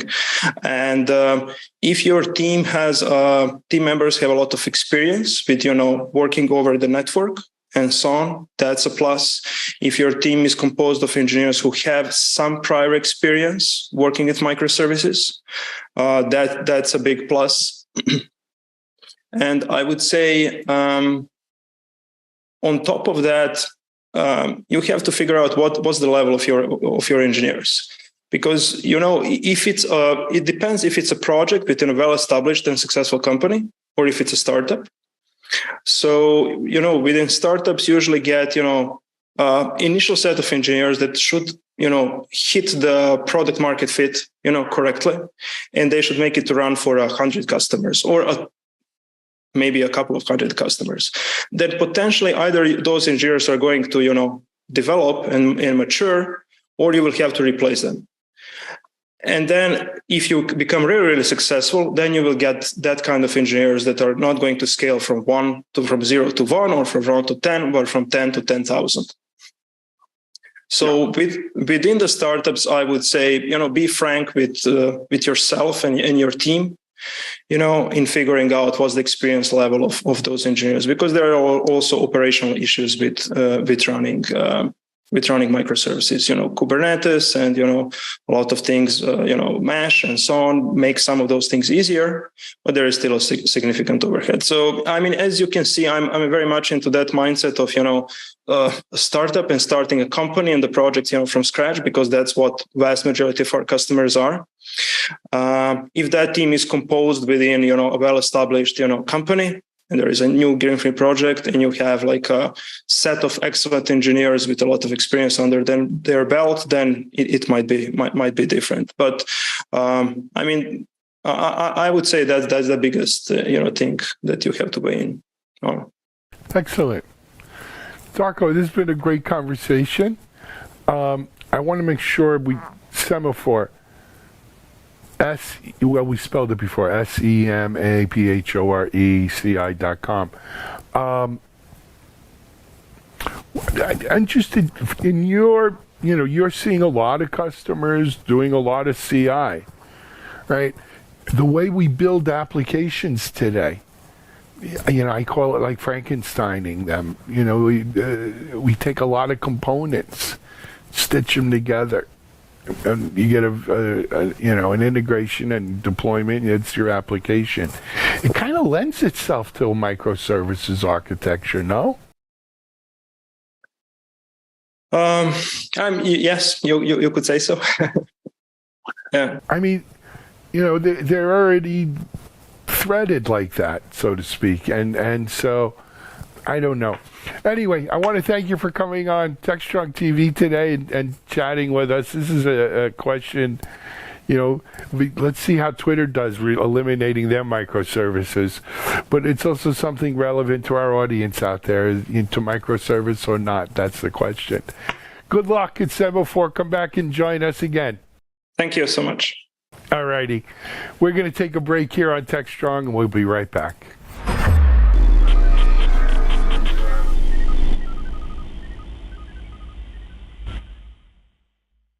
CISO Talk, to hear how real-world CISOs are dealing with today's real-world issues. From enabling secure remote workers to accelerating secure cloud adoption, defending against a pandemic of security attacks and beyond. CISO Talk covers the cyber topics you want to learn about. With your hosts, Unisys CISO Matt Newfield and Media Ops CEO Alan Schimmel, featuring a revolving panel of CISO cyber experts. This is where CISOs talk. Join us on digitalanarchist.com and techstrong.tv. This is Techstrong TV. Hello, everybody. Welcome to Techstrong. I'm your host, Rebecca, and today I'm really excited as I am here with Zillis. The creator of the popular open source vector database, Milvus, has recently raised $60 million in funding in this economy. Now, with downloads surpassing the 1 million mark and production users increasing by 300% from last year, I'd like to welcome Frank. Hey, Frank, how are you?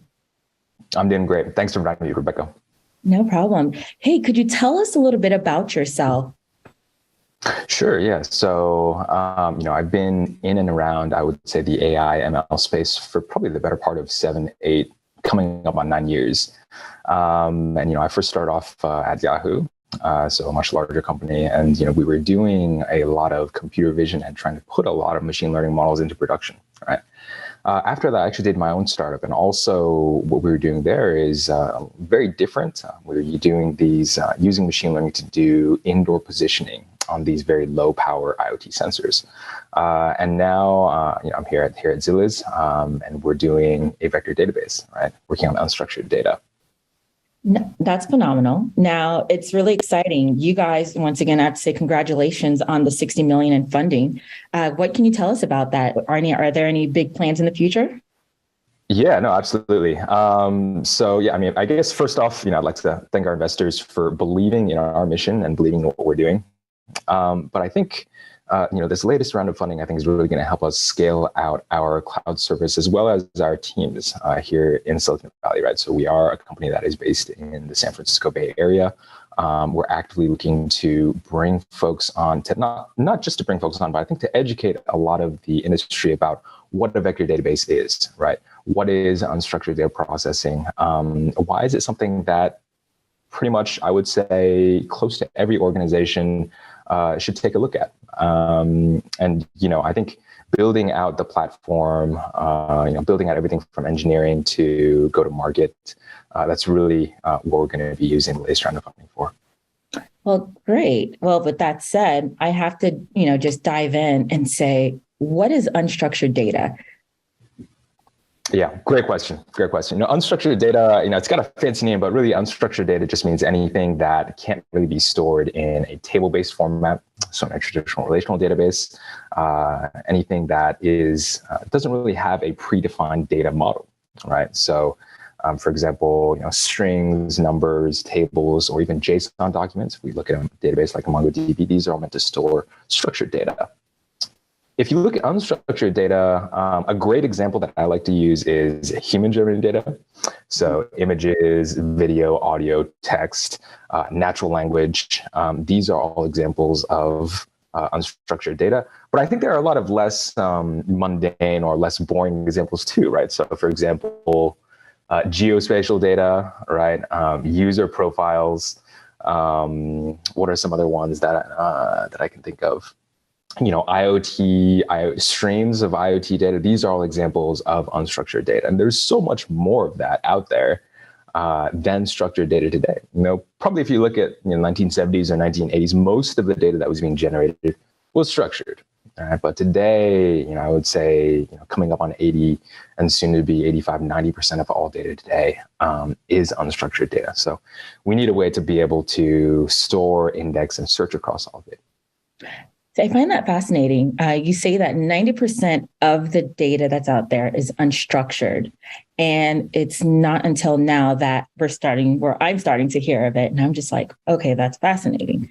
Now, and just so viewers and listeners out there understand, so structured data, that would be kind of like, just a basic explanation would be, your date, calendar date, similar to that, correct? Yeah, exactly. A date, anything that you can really store in a table or a JSON document. These wide column stores, you can also consider them structured or semi-structured databases. But yeah, and I think, following up on that is, the big reason as to why, unstructured data is probably not a very common term is that there's really, I would say up until today, up until, the era of AI, there really hasn't been a great way to allow computers to understand all of these different pieces of unstructured data, right? And, what we have today at our disposal are these really, really powerful machine learning models. And they generate these embeddings or these vectors, right? These floating point vectors that are really, really good representations of the input data.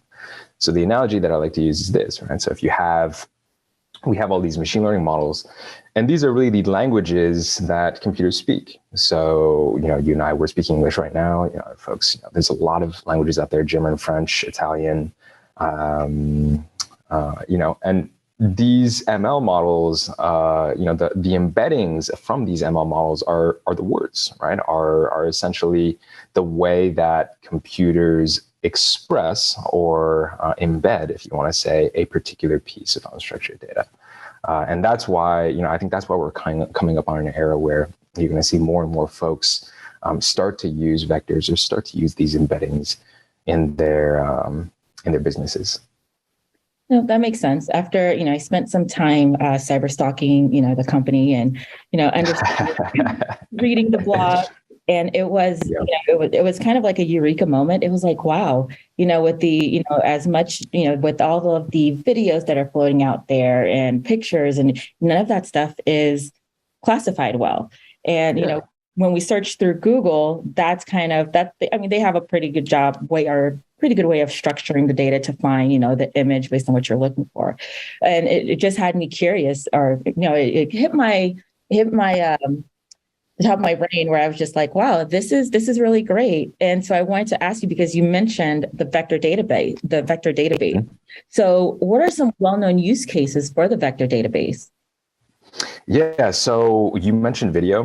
You mentioned video being one of them. For us in particular, our vector database, our core vector database, our core technology is open source called Milvus.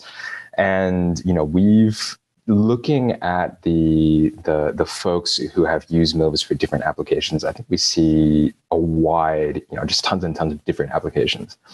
But I think I'll go over a couple of pretty big ones and also some ones that I like as well. I would say the first big one I like to talk about is video analysis, and especially as that relates to targeted advertising.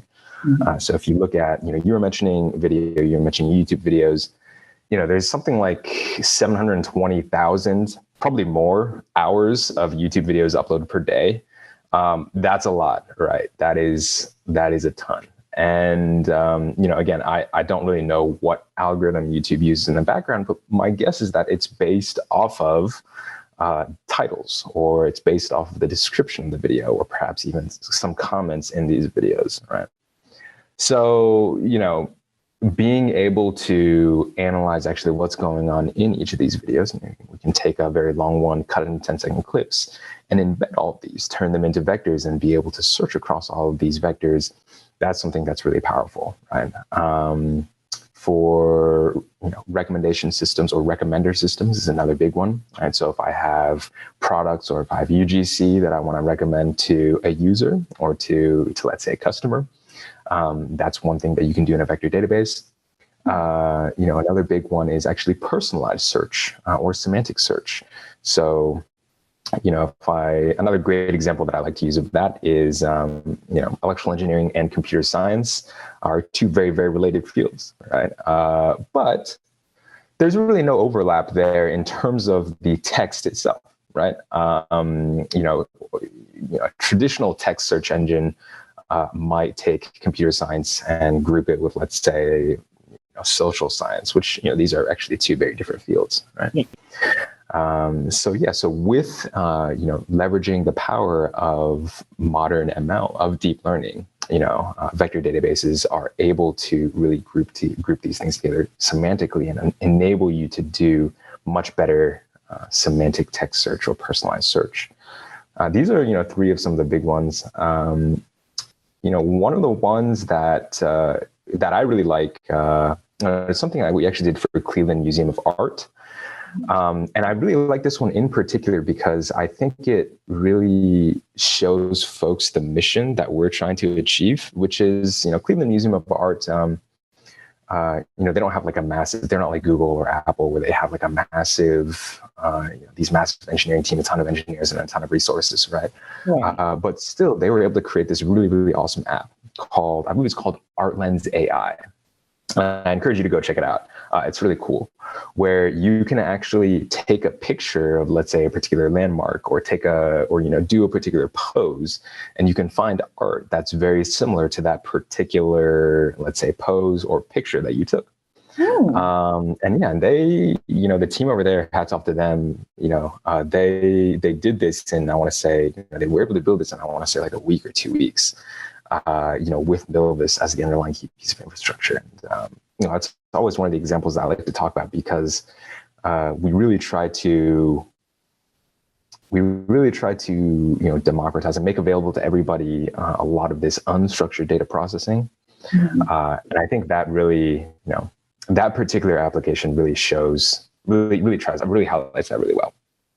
That's interesting. So with Milvis, they were able to create this app that allows you to just take a picture, let's say, of any structure or any pose in that painting, and then anything else that's similar to it would pop up.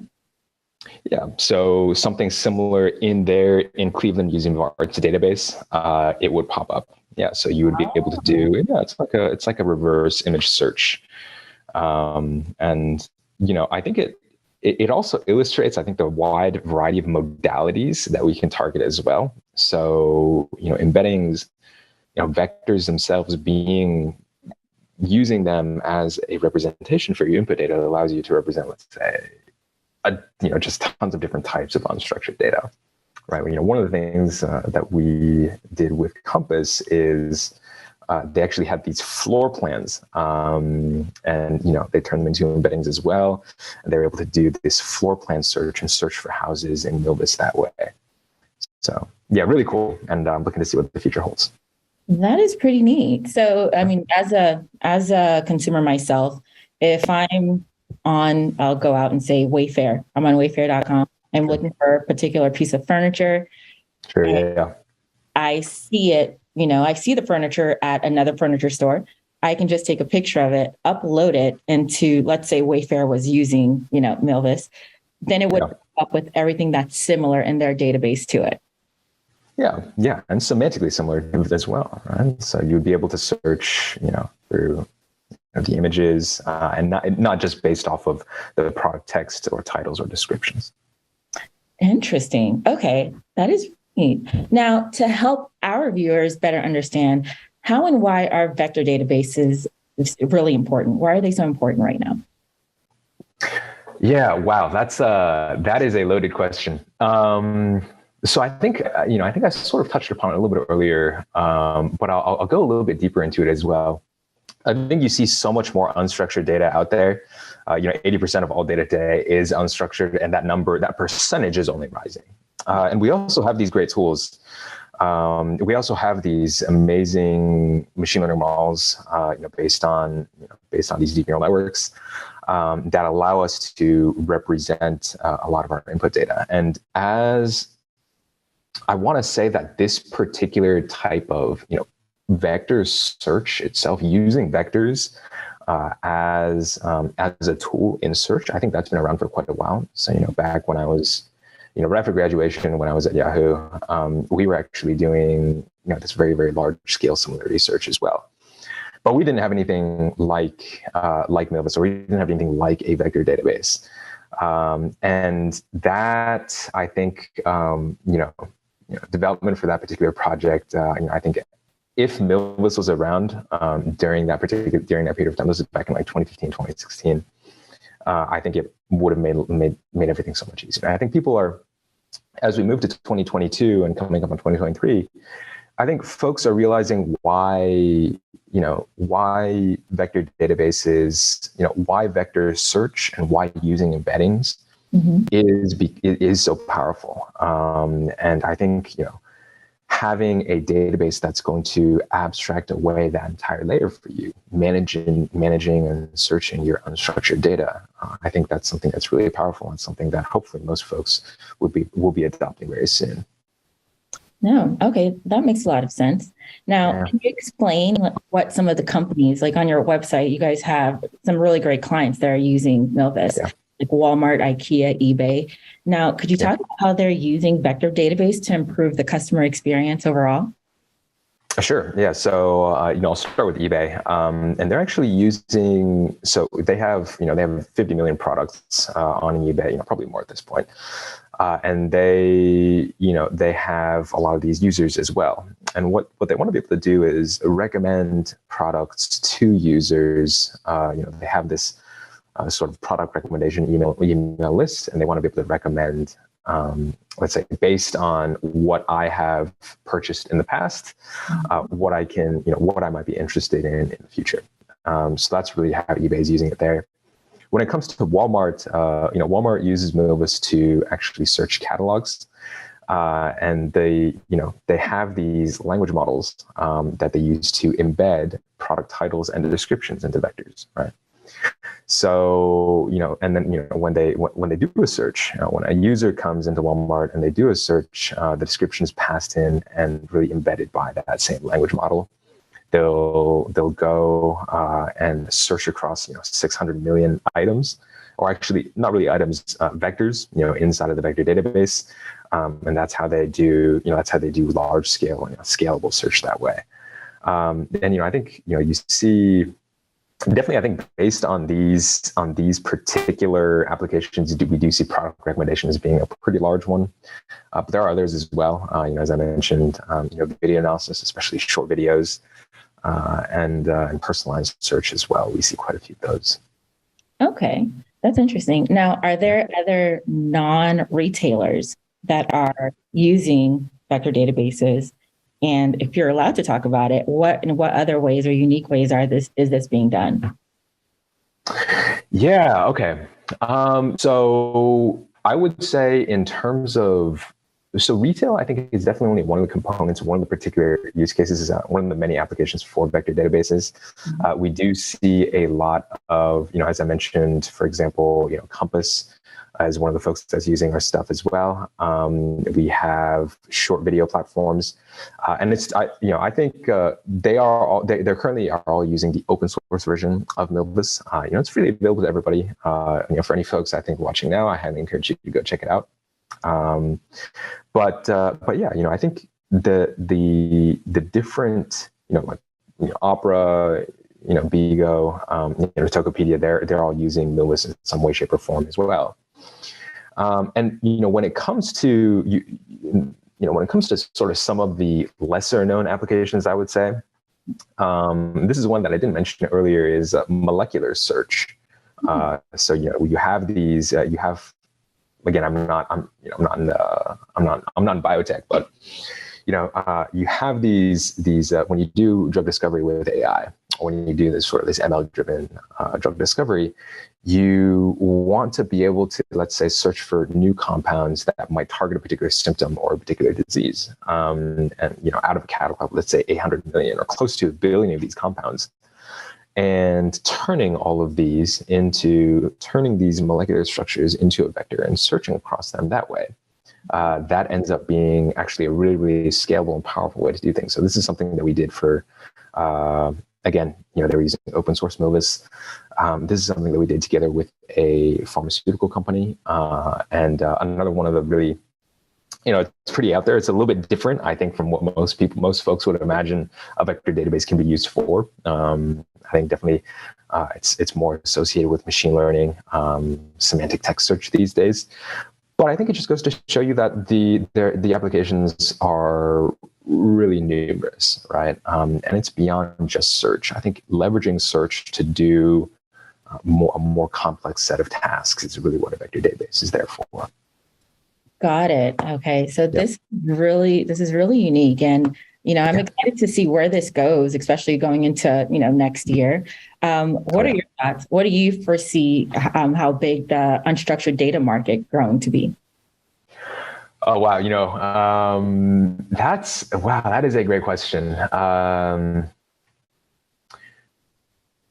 I would say, in terms of total size of the market for unstructured data, in the next couple of years, I could see it probably getting up to something like 10 billion, quite large. And really, I think that's only going to grow in the future. I think, again, if we look at structured data back in the 60s, 70s, 80s, that actually started off with a really, really strong need. There were a lot of folks who needed to store data in these table-based databases. And today there's so much unstructured data out there, and there's a need for that, right? And that need is only going to grow larger and larger as we move into the future. And I really do envision a day, one day at a certain point where folks will say, okay, I'll have, we don't really plan to replace a lot of these traditional databases. Mm-hmm. That's not really what we're trying to do, but we're trying to target a different type of data, unstructured data. I think, as we move into the future, organizations will have databases for both types of data, structured and unstructured. Milvus hopefully being one of them. Yeah. Sorry, go ahead. No. I was saying that's exactly what I was thinking. I could see this becoming a necessity overall. Yeah. Everybody's focus is on the structured data.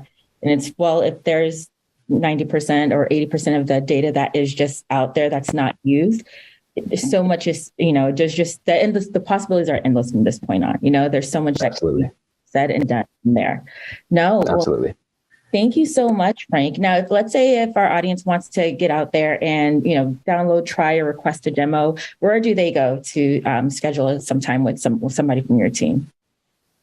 Yeah, and you can always feel free to reach out to me directly, either through email. I'm on Twitter as well. Also on our website, there's our managed service is actually currently in early access, but that is scheduled to come out. That is scheduled to be GA, to be open to everybody later this month or early next month. So yeah, that's on our website, or always feel free to reach out to me directly. I'm happy to schedule a demo that way as well. And yeah, I'm really, Milvus, of course, is open source. It is freely available to everybody on GitHub, Milvus. And I look forward to chatting with all the different vector database users out there. All right, wonderful. Thank you so much for your time, and look forward to hearing more about Milvus and Zillis in the future. Of course. Thanks, Rebecca. Thanks for having me on the show. Absolutely. Take care.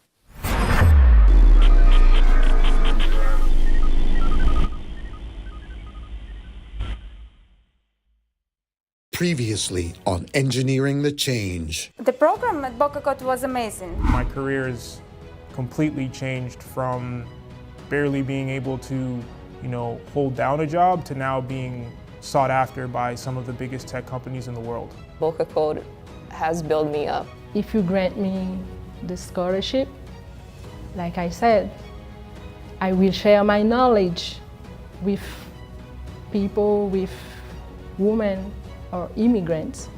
Dreamed of having an opportunity to show the world, how great, I can be. I feel that anything I do my best in. So wherever I end up, I'm going to do the best I can to make sure I'm making a positive impact. So this scholarship would definitely assist me in changing the trajectory of my life.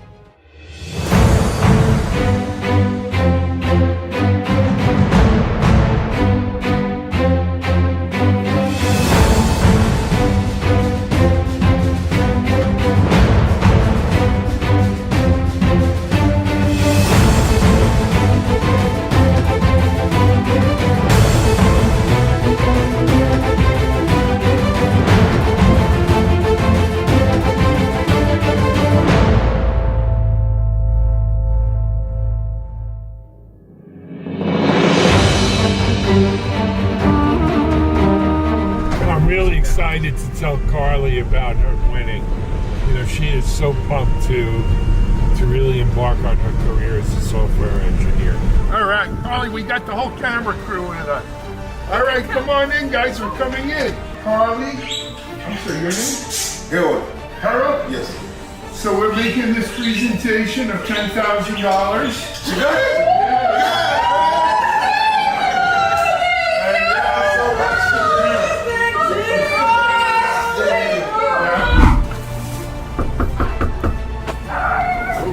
Puppies. Just go right in. Is this? For sure? Oh, yeah, camera. Huh? Come on. Puppies coming over here. Hey, how you doing? Donald, we're here. Hey, man. How are you? I want to present you with this. Oh, my gosh. We had a tough time. We couldn't pick the finalists. You guys are all great. You're really great engineers. So you're in. Oh, my gosh. Awesome. Thank you so much. This is a very awesome opportunity, and I look forward to strive for the best. Awesome. Thank you. You're going to be a great engineer, man. Thank you so much, Donald.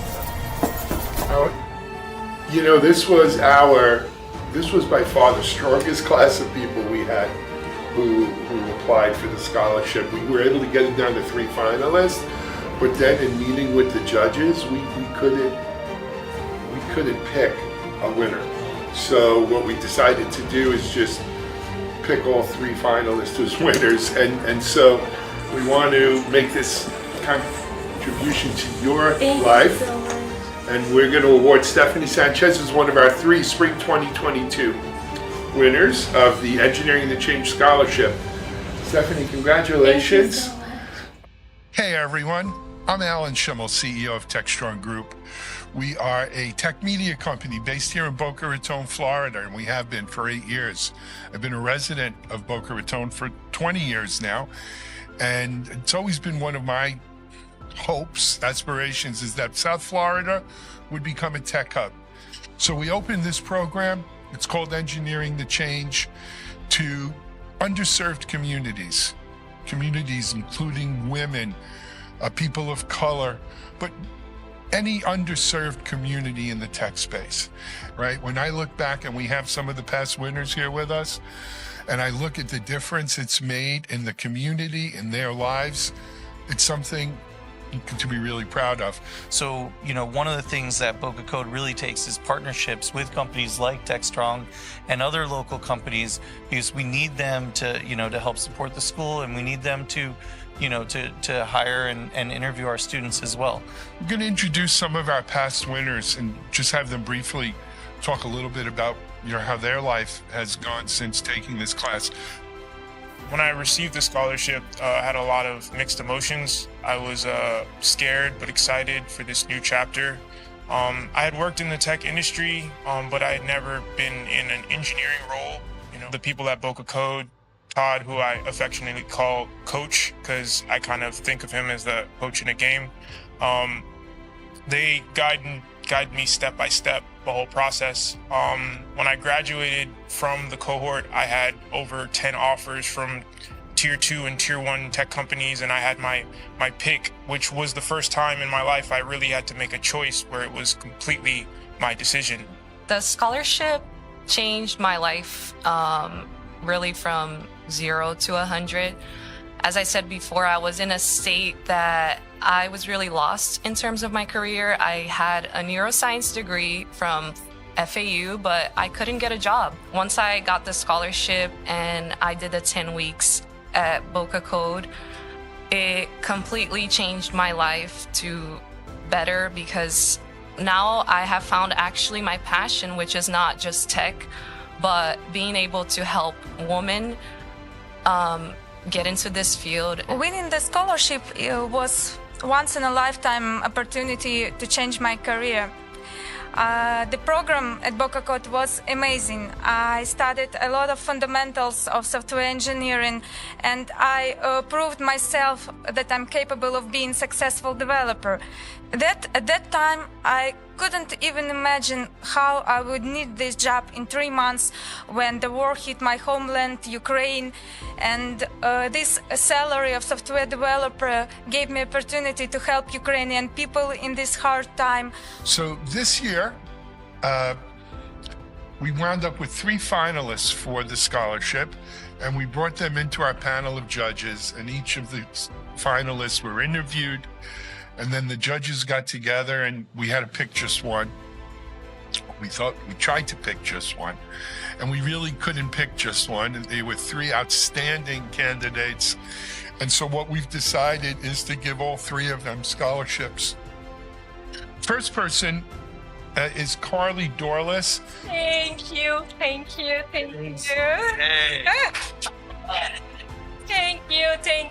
for the opportunity. So I'll hold the check for you. I will do my best to be successful and to help other women and other people. Our next winner of the Engineering the Change Scholarship for 2022 is a gentleman named Donald Vizio, and Donald will tell you his story. Donald, come on up.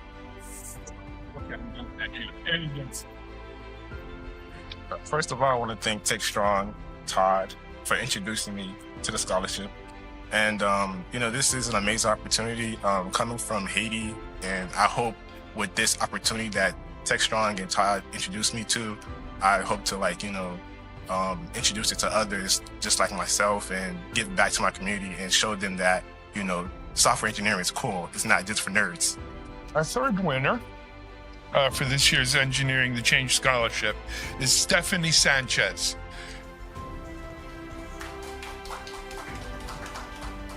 First of all, thank you both for this opportunity, and congratulations to my fellow recipients. I know we're going to make a significant change in the world.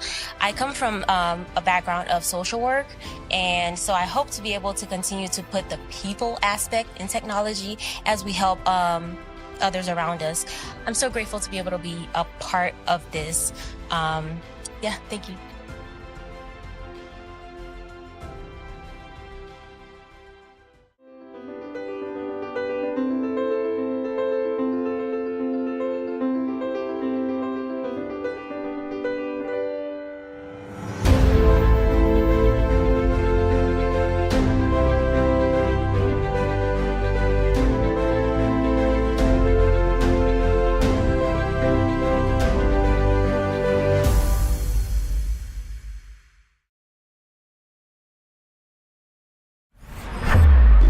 This is Techstrong TV. Hey guys, we're at BMC Exchange and we're talking about how Walgreens is using the SaaS edition of Control-M to apply orchestration more widely across their entire organization. How you doing? Welcome to the show. Thank you very much. You guys have been a customer of Control-M and now you're moving to the SaaS edition. What kind of drives that? What's the shift and what are you guys trying to change or accomplish? One of the areas that we're trying to modernize is around our batch processing. Currently it runs on one of our mainframes, which you'll hear in the industry, many people try to move away from the mainframe, but you just seem to can't get over that hill. But also we have a single point of failure with the mainframe. So our objective is to shift it to a cloud solution to where we have a little bit more self-service and automation for our developers to be able to roll out more of the batch jobs on their timing as opposed to having to go through a mediator. What that does, it removes that single point of failure in the event that if we do have an outage, it doesn't cause that impact of revenue to be skyrocketing to the business, but allows us to also be able to control how we can deploy, how we can make sure that we're meeting those future business demands coming down. Ultimately, will this be kind of a hybrid play, because you'll still have the mainframe for a while and you'll have the SaaS edition in the cloud? So, how long a transition is this, or will both run together simultaneously for a period of time, or maybe forever, given the mainframe's been around for 50 years? Yeah, we don't want it to be forever because that TCO is still there. We don't want the double run cost. And so one of the things that we're trying to do is make sure that we have great communication with our business partners, our PIOs, and making sure that they're committed to have those applications. First of all, that they have in transformation programs, that they do retire on time. And then in that parallel effort, while we are shifting those jobs to the cloud, we want to make sure that we meet the timeline so that we don't incur additional licensing expenses. So again, within the next 18 months, we feel that that's a reasonable amount of time to be able to accomplish that, but we want to quickly make sure we reduce that double run cost as much as possible. So what attracted you to Control M? I mean, you're already a customer before. There's a couple other options out there. What made you land again on Control M? We have a division that's over in the UK that was already using Control M, and so our objective was to try to make it as a global solution. And so we did our own RFP, given that we were a little bit behind schedule, to make sure that it was the right solution and not have multiple tools or software across the organization, but to streamline it into one single pane glass purpose. And so once we chose Control M out of all of the other products that we did our RFP with, we were very satisfied knowing that it would meet our demands. Also, it was a global, it could fall into our global solution model that we were looking into. And it was very quickly and easily to deploy and build the environment up. And we're finding out that it's very easy in working with our developers and the app owners to shift those jobs from the legacy over to the new platform. Are you using it to orchestrate technical processes or business processes as well? Is it kind of doing double duty? I think it's a combination of both, because as you see, business models change. They never stay the same. And so we want to be able to quickly adapt, not only from a business model perspective, but also as technology changes. And that puts us in a better position to make sure that our front-end customers at the store, we're making sure that we have those proper inventory items from a supply chain, making sure that all those interdependencies are working together across the different business units so that we can deliver on time and meet those expectations. We hear a lot about application modernization these days, technical debt, reducing that. Is that a priority for you guys, and what's driving that conversation? Tech debt. The challenge with tech debt is that you put an application on a specific platform and the mentality is you never get off of it. You never modernize, you never add enhancements, you never do refresh. And so over the period of time, you have this high risk to the business, especially with your business critical applications. And so that was one of the main reasons why we had to quickly move, is because of those critical applications on a single point of failure infrastructure. Now you're using this also as a leverage to force those owners to say, are you willing to take the risk? And once you state it like that, you begin to get the response where individuals will say, no, I don't want to have that risk any further. And so that's where more of the movement is, to modernize the applications, to remove the technology debt, but also to make sure that we are setting the future for better, faster to market. And that has been a trend that we see going forward within our organization. One of the aspects of moving to a SaaS model is that the onus for the upgrade cycle is on the vendor more so than you. So is that part of the thinking that went into this, is basically as new capabilities are added, you can pick and choose them as you still like, but you don't have to do all the heavy lifting of the upgrade and the install. Exactly. And it reduces our TCO. I know it shifts it from a CapEx model, from CapEx to OpEx, and that was a new financial model which we were going with as the company as well. But you're right, taking that budgeting aspect out of the picture of having to depreciate the assets and carrying those on your books for a longer period of time, and you put that expense on someone else, to where you don't have to have the labor and the resources to schedule the maintenance, the downtimes, the upgrades. And it allows it to be a lot more faster, to making sure that you're compliant. Those are some those are some areas that you definitely don't want to have as a bottleneck to the things that you want to deploy. You're not compliant, and you have end of support life environments. And so putting that responsibility on someone else has tremendously helped us make sure that we have those streamlined alignments across compliance, HIPAA, SOX, and all those other areas. You cannot walk down the street these days without somebody in IT talking about digital business transformation. The issue, of course, is that it means something different to just about everybody who looks at that phrase. In the context of Walgreens, what are you guys trying to accomplish or drive, or what are the goals and what are the primary objectives? One of our primary objectives is making sure that we, first of all, hear our customers, making sure that the things that they want to see in the stores, making sure that we're meeting their needs, making sure that we, first of all, we understand and see what their patterns are when they come to our stores, and making sure that we can have those products, making sure that we can have that user experience. They can go to any customer, they can go to any other competitor of ours, but we want to make sure that when they come to a Walgreens store, that we are making sure that the needs are being met and the customer is first. We're in the post-COVID era. I mean, it hasn't completely gone away, but some people are coming back to work. I know you, like every other company, had all the employees working from home for a while. You also dealt with the vaccine distribution. What was the total impact of that event, a black swan event as it were, on IT teams and IT organizations? I mean, what do you know now that you kind of wish you knew going in? It's a different way of running IT. I think we've, over the years, felt like if you didn't see the employee working, you didn't know what they were doing. And so it was more of that trust. And we had already begun a model to where we would allow individuals to work 2 days out of the week at home and 3 days in the office. So we were starting to build a scale to really understand that we had the proper infrastructure, we had the right tools put in place so that the engineers, architects, and the support teams could support the business remotely, so that when COVID did occur, it really was more of everything was in place already. We had the infrastructure, we had the tools, we had the meeting rooms and those various things that continue to go on. We had the command center calls. And so we had already begun that practice.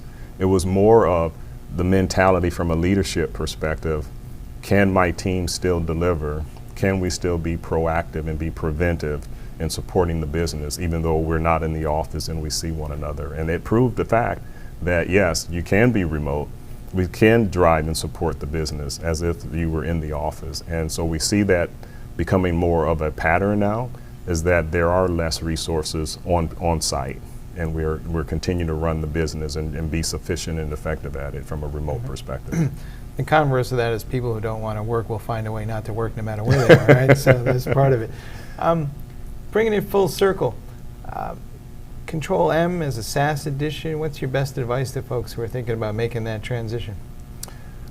One of the advantages that we find, I think you alluded to it a little bit earlier, is that it causes us to shift the way that we make our investments. As opposed to making those heavy investments in your data centers. You see data centers are trying to shrink as much as possible, or individuals are getting out of the data center business. So that was one of the key solutions, that's our future goal, is to reduce that footprint and the ownership. So when we chose this as a product, we wanted to make sure that it had that scalability. Not only from an on-prem perspective, but as we look at more future deployments, ramping up more technology, wrapping up more applications into the cloud, we wanted to make sure that this SaaS solution was what we could use not only just for today, but going forward as BMC changes and bring those different initiatives and technologies into play, we would find ourselves in a better position to use those as well.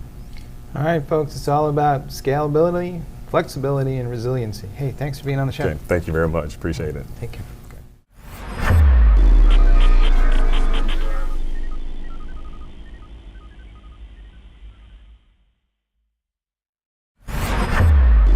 This is Techstrong TV. Hey guys, thanks for the throw. We're here with Eric Sammer, who's CEO for Decodable, and we're talking about the way data is being processed and analyzed is fundamentally changing because we're seeing the advent of all these streaming analytics platforms, but we're not all exactly on the same page with what to do with that or what can be enabled. So Eric's going to walk us through that a little bit. Eric, welcome to the show. Thanks so much for having me. It seems like we're on the era of some new capabilities here for processing data and analyzing it closer to the point where it's being created or consumed, or for that matter, while it's in motion, moving between different locations. What exactly is going on here? And is this really a new way of thinking that we're going to like basically change the way applications behave?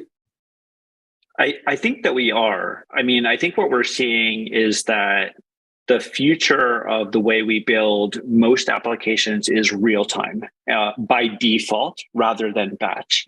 And some of the ways I think we're seeing that are that, increasingly it's less of a human in the loop and more machines making decisions based on models and like all of these other kinds of exciting things, which necessitates us to prep, cleanse, transform that data and be able to process it, like you said, closer to the source as soon as it happens. It doesn't make sense to wait a full day or a couple of hours before you process that data if there really is no human in the loop anymore.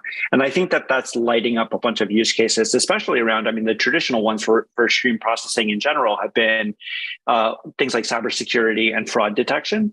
But I think we're starting to see things like product recommendations and next best offer systems, logistics and delivery infrastructure, especially through the pandemic and stuff like that, as everybody was getting their food delivered and those kinds of things, package tracking, all those kinds of things. I think all of those kinds of use cases have actually caught up to the technology. And so like customers are starting to expect that these things happen in real time, inventory updates and changes and those kinds of things, everything that I mentioned earlier.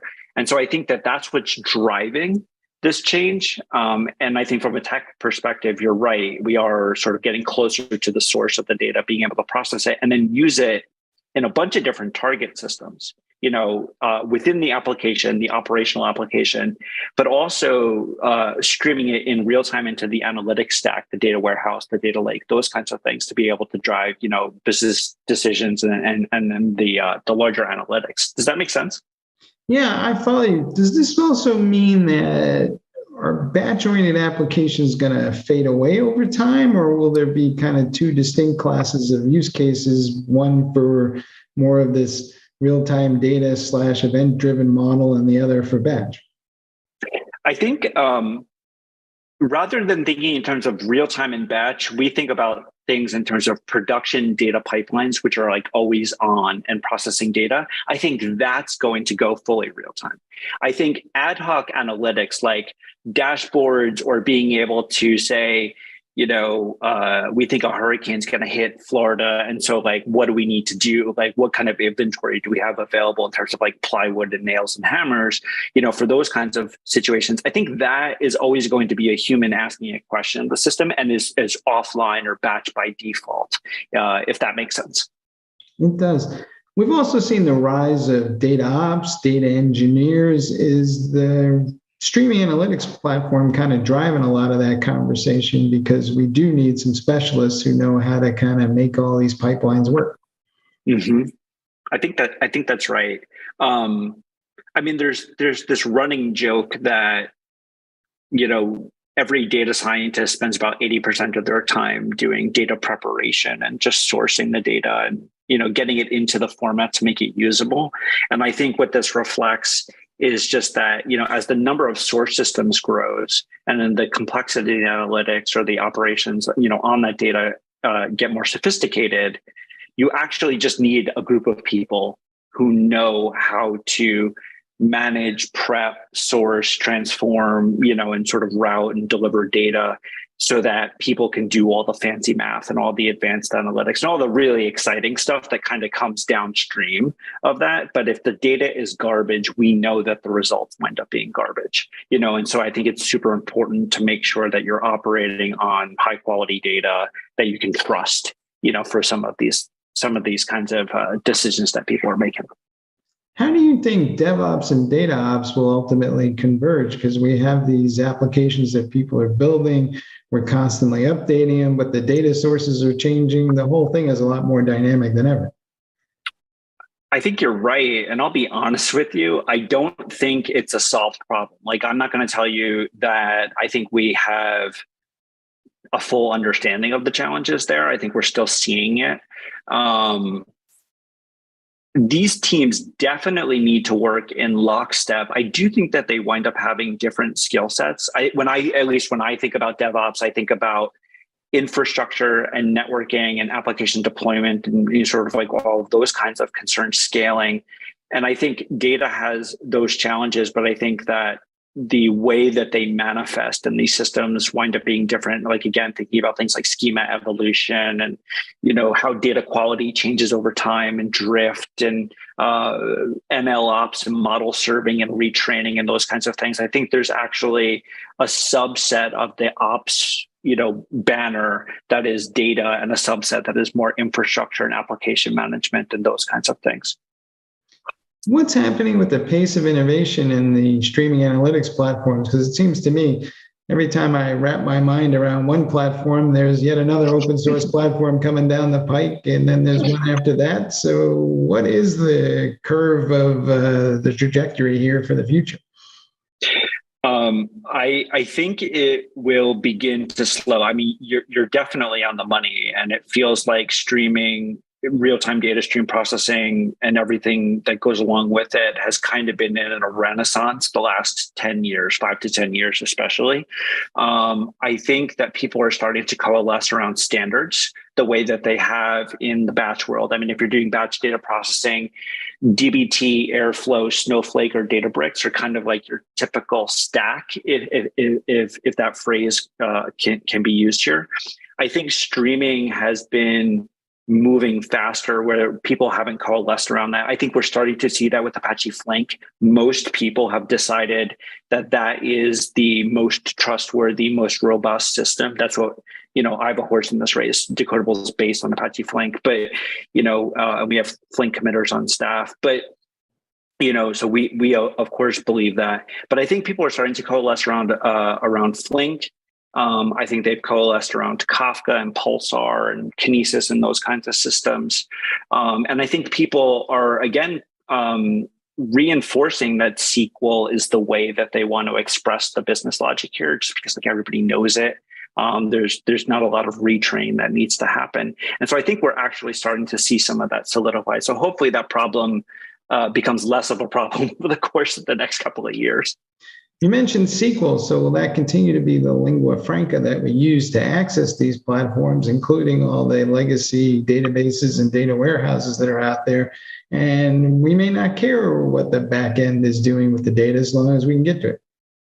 I think that's exactly right. I think, and it's a very pragmatic approach. I mean, transparently, I think there are lots of ways in which SQL, the language, can be better, can be more expressive. So, and it certainly, shows its age sometimes in terms of its expressibility and those kinds of things.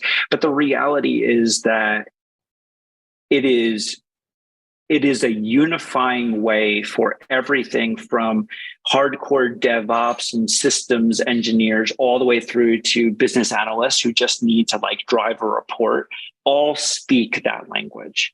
And so there's an immense power in being able to take somebody and have them be productive across tools and across different kinds of data, whether it's streaming, whether it's batch or ad hoc analytics, and across tech stacks. So I do think we will continue to see that be the center of gravity for people. I really do. What exactly do you think who gets this? I mean, is this like, the technical wonks are getting this and the rest of the world is still catching up? Or do you think that business leaders who are driving, phrases like digital business transformation kind of somehow intuitively understand what's possible, but they have no idea how to do it? And somehow or other, we're all going to meet in the middle. I think it's probably a little bit more the latter, in that I think the business owners, you talk to like somebody at like a one of the major 5 banks or a major retailer, they understand the way that these problems manifest. For a retailer, it might be, I want to make sure that I don't recommend a product that isn't in stock for this user. Like really straightforward and intuitive thinking. I don't think that people yet connect that to, and stream processing or real-time data is the right way to solve that problem, because the fresher the data, the less likely that situation is to occur. And so I think that there's some of that gap that needs to be filled today by, to use your phrase, I like it, the technical wonks, right? Who kind of go like, well, that's actually a real-time data or stream processing problem, and I think that there still is some amount of education that has to happen there. How will data be managed and stored as we go forward then? Because, today we seem to be shipping all kinds of data into the cloud, but maybe it doesn't all need to go into the cloud, and maybe we'll streamline that a little bit more. And of course, we're stressing our network, shipping all this data around. There's more data than ever, and it has more variety. Fundamentally, do we need to kind of rethink the whole IT architecture? It's a really interesting question. I mean, I think there are 2 general camps of people. There's one camp who says the solution to this problem is to put everything in one place, in one system, and then get everybody to use that system, problem solved. While that sounds wonderful on paper, it has all these practical challenges that you're describing, right? And I think that that's a real thing. The other camp is more of a federated or distributed data architecture, where you kind of go like, no, life is more complicated than that. There's going to be different business units. There's going to be on-prem versus cloud. There's going to be all these different ways that data gets sliced up. And instead, we should think about building tools and systems that actually make that less of like a spaghetti mess and more of a cleanly federated system, where the knowledge that you have and the way that you express things like business logic can actually be pushed to the right system where it makes sense to express that logic. And again, like prior to Decodable, I was at Splunk, and we thought a lot about cybersecurity and DevOps and operations and observability. And there were a whole lot of discussions about what happens at the edge close to the system versus what happens centrally. And I think that is a spectrum, but I think fundamentally the tooling is getting more sophisticated around these distributed architectures for data out of necessity, because quite frankly, that's the way enterprises work. It isn't true that everybody has one database system where all of their data lives. It's just not, it doesn't reflect how the world actually works, for better or worse. Right. When I was much younger, I remember they taught me that the ideal scenario was to bring the compute to the data, because nothing good can happen when you move data. Are we getting to some sort of happy medium finally? I think we are. I don't know. I mean, I think it's probably hard to say at a macro level, because you sort of get so, mired in the details. But I think that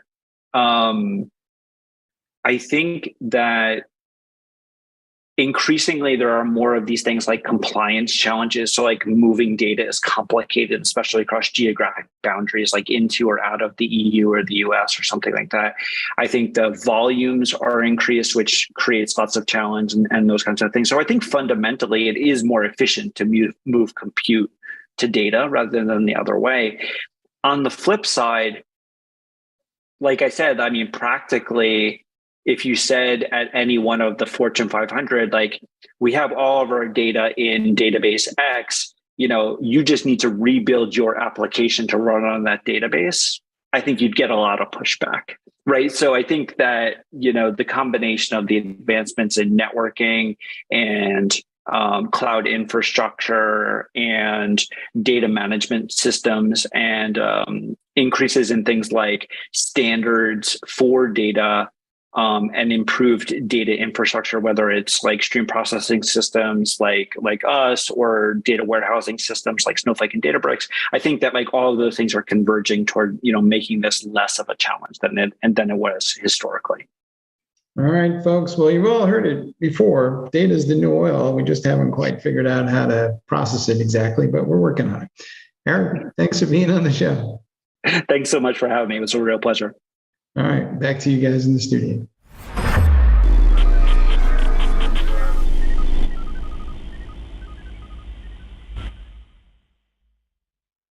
SecurityBoulevard.com is the leading resource for news, analysis, and education on challenges facing the cybersecurity industry. SecurityBoulevard.com covers all aspects of cybersecurity, including data security, DevSecOps, cloud security, application security, network security, security threats, and more. SecurityBoulevard.com has the largest selection of security content, featuring breaking news, blog posts, podcasts, and more. Visit www.securityboulevard.com to learn more. SecurityBoulevard.com, home of Security Bloggers Network. This is Techstrong TV. Hey everyone, welcome back to Detroit for KubeCon, Cloud Native Con. We're getting to the end of our day one coverage today. I'm happy to introduce, for our audience, a new company and their CEO, Abhishek Saxena. And it's a little cold here, I gotta be honest. So if you see me rubbing my hands, I apologize. But I don't think they turned the heat on here, and it's cold. It's it's in the 40s outside here in Detroit, but it is almost November, right? You would expect it to get colder. Abhishek is the CEO of a company called Unscript, and we're going to hear all about what that is and what they do, and a little bit about Abhishek. Abhishek, welcome, and thank you for being on. Thanks a lot. Let's start with your story. Now, tell us a little bit about your background. Yeah, sure. So I'm coming in from sunny California. It's not as cold as it is out here right now. I've been there for about 20 years now, leading technology, at big companies and small companies. I was at Cisco for a long time doing infrastructure. I was at a startup called Nuova that built like the pre-cloud virtualization hardware. Okay. And then after that, I went to another startup called NCMA that built the SDN platform of today. So that's my big company side of things. And after that, I decided to experiment a little bit. And me and a friend co-founded my first startup called Orcus that was in the cybersecurity space back in 2017. And so, we had a good run. We were a Gartner Pool vendor. We got acquired by an Austin-based company called SailPoint.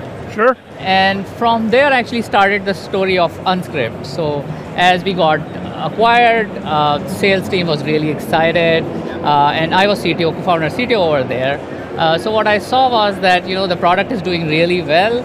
And we were having a lot of challenges on the operations side, right? Installing new customers, troubleshooting incidents. So we did a bunch of work around this. We tried to write some wikis, troubleshooting documents, troubleshooting guides. We tried to automate wherever we could. But what we realized was that at the end of the day, more and more customers were getting installed, and we as engineers were getting called into these troubleshooting sessions, right? And this is really on a Zoom or a Slack. A lot of people on there, pressure from the management side, hey, the app is down, what are we doing about it? So that was really the starting point of Unscript. We try to think about this problem reasonably. I spoke to a lot of people out here today, and they have these things called wikis, Confluence, Google Docs, Notion, all of these guys. And what they do is they write these recipes really, right?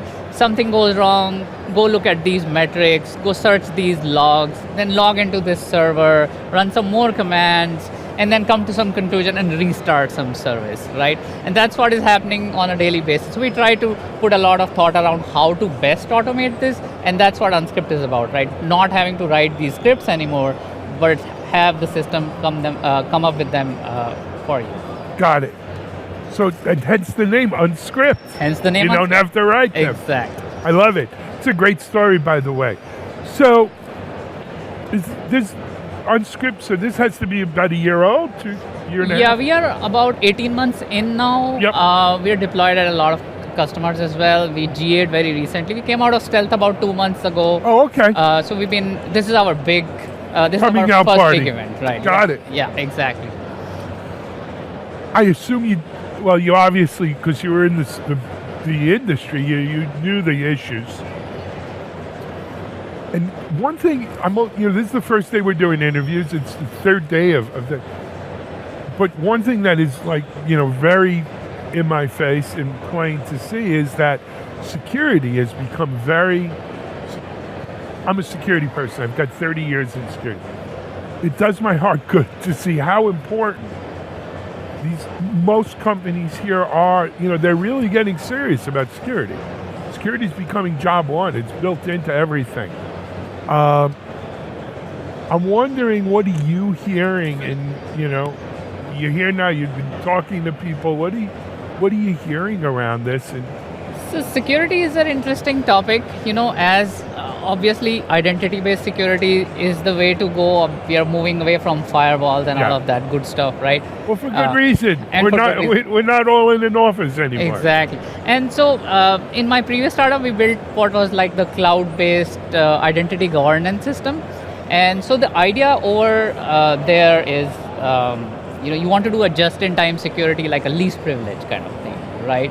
And so at Unscript, what we are doing is we basically separated the security of the user from the security of the automation, right? And we use a RBAC system to connect these two things. And so what it gives you is a way where, let's say, today what happens is something goes down, now I call my DevOps guy.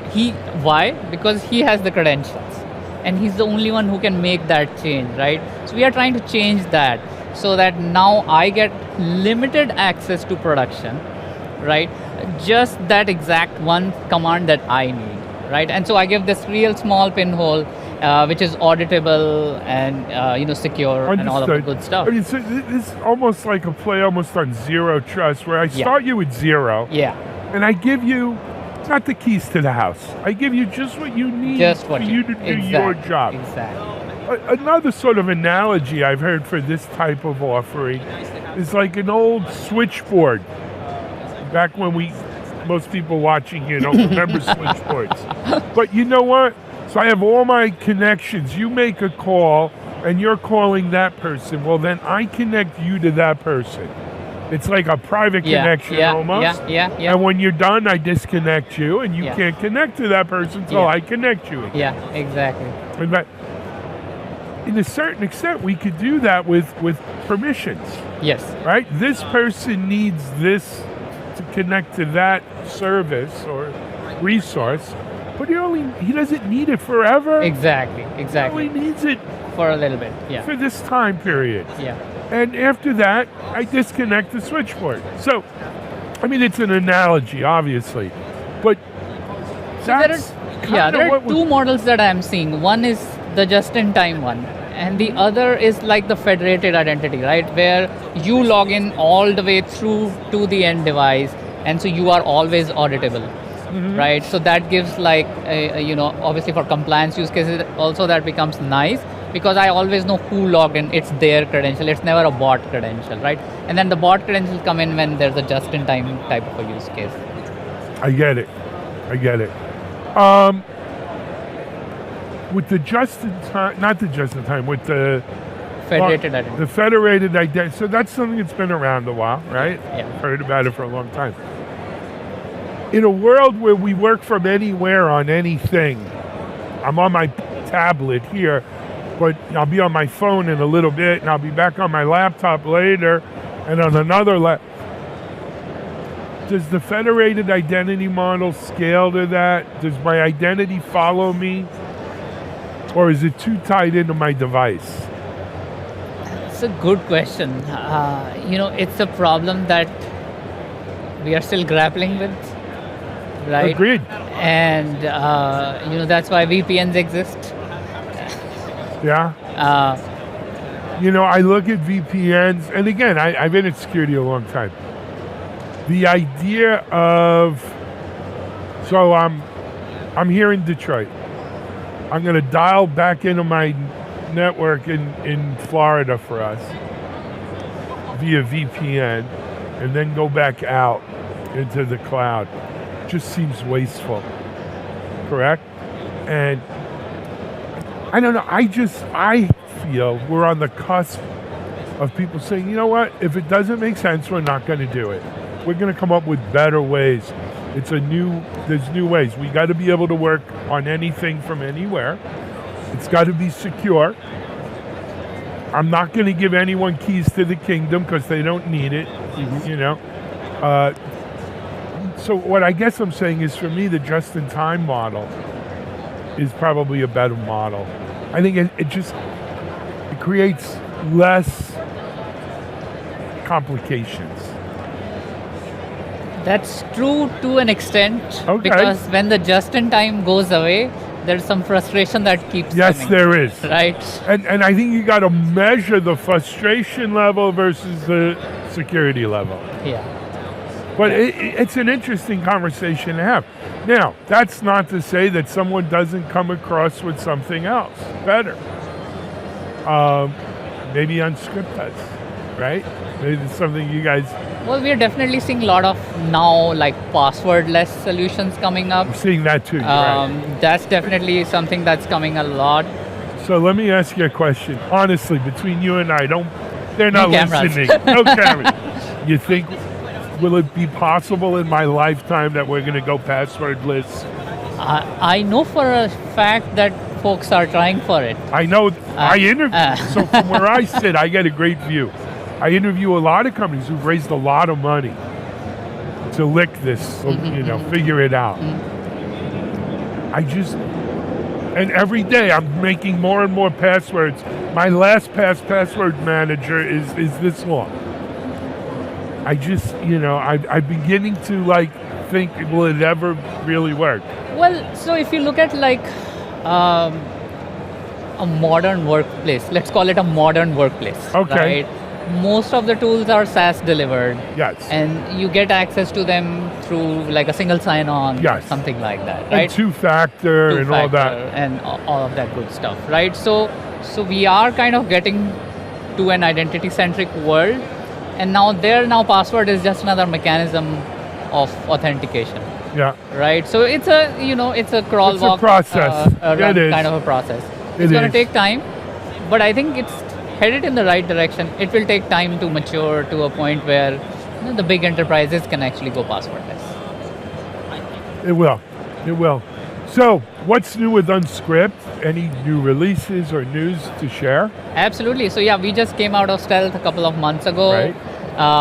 We are releasing some new features. We open sourced a bunch of our runbooks. Oh, you did? Yeah, and so we are on GitHub. You can find our runbooks open.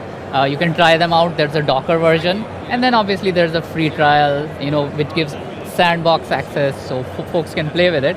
Where do people find it on GitHub? Is it GitHub /Unscript or? So you can go to unscript.com and there's a link to GitHub. That's the easiest one. The repo is called Awesome Cloud Ops Automation. Okay, excellent. So now that you've been here as an exhibitor for Unscript for KubeCon, I was going to say GitHub, for KubeCon, any lessons learned so far? I know it's early in the week, but lessons learned? It is a little early in the week. The lesson I've learned is bring your hoodie. Well, it is. I'm sitting here, my legs are cramping up, I'm freezing. Bring a hoodie's a good give out for any vendors out there. Bring hoodies. But are you satisfied with the number of people, with their level of knowledge? KubeCon is a great place, right? There's so many practitioners who come here and there's lots to learn, lots of ideas to trade around. I've been walking floors today, meeting people, learning a lot of things. So for sure, it's a great place to come and grow yourself, right? And I think the traffic is back this year. I was there in LA last year. LA was a little, but it no was comment. early in COVID. Yeah. So I was in Valencia in Spain for KubeCon Europe, May. I think this is similar in size to that. I think they had about 6,000 people in Valencia, and from what I've been told, there's about 7,000 live here, and about 7,000 online. So, interesting. Yeah, but I mean, great to see that people are back. A lot of faces to meet in person. Because nothing replaces that. Us talking face to face. There is no way to replace this. There's nothing to replace this. Sorry, I Zoom. agree with you 100%. So if you're watching this, come to the next KubeCon. Abhishek, for people who didn't catch it, Upscript is UPSK. It's Unscript, so UNSKRIPT. So, but the important thing is it's K. It's with a K. Unscript with a K. And is it .com? It's a .com, yeah. Yeah. Excellent. Thank you so much. Thanks, congratulations. Look, you've had a lot of success. I'm sure this will be great. Check them out, unscript.com with a K. We're live in Detroit where it's very cold. We'll be back. I think we have one more interview to wrap up the day.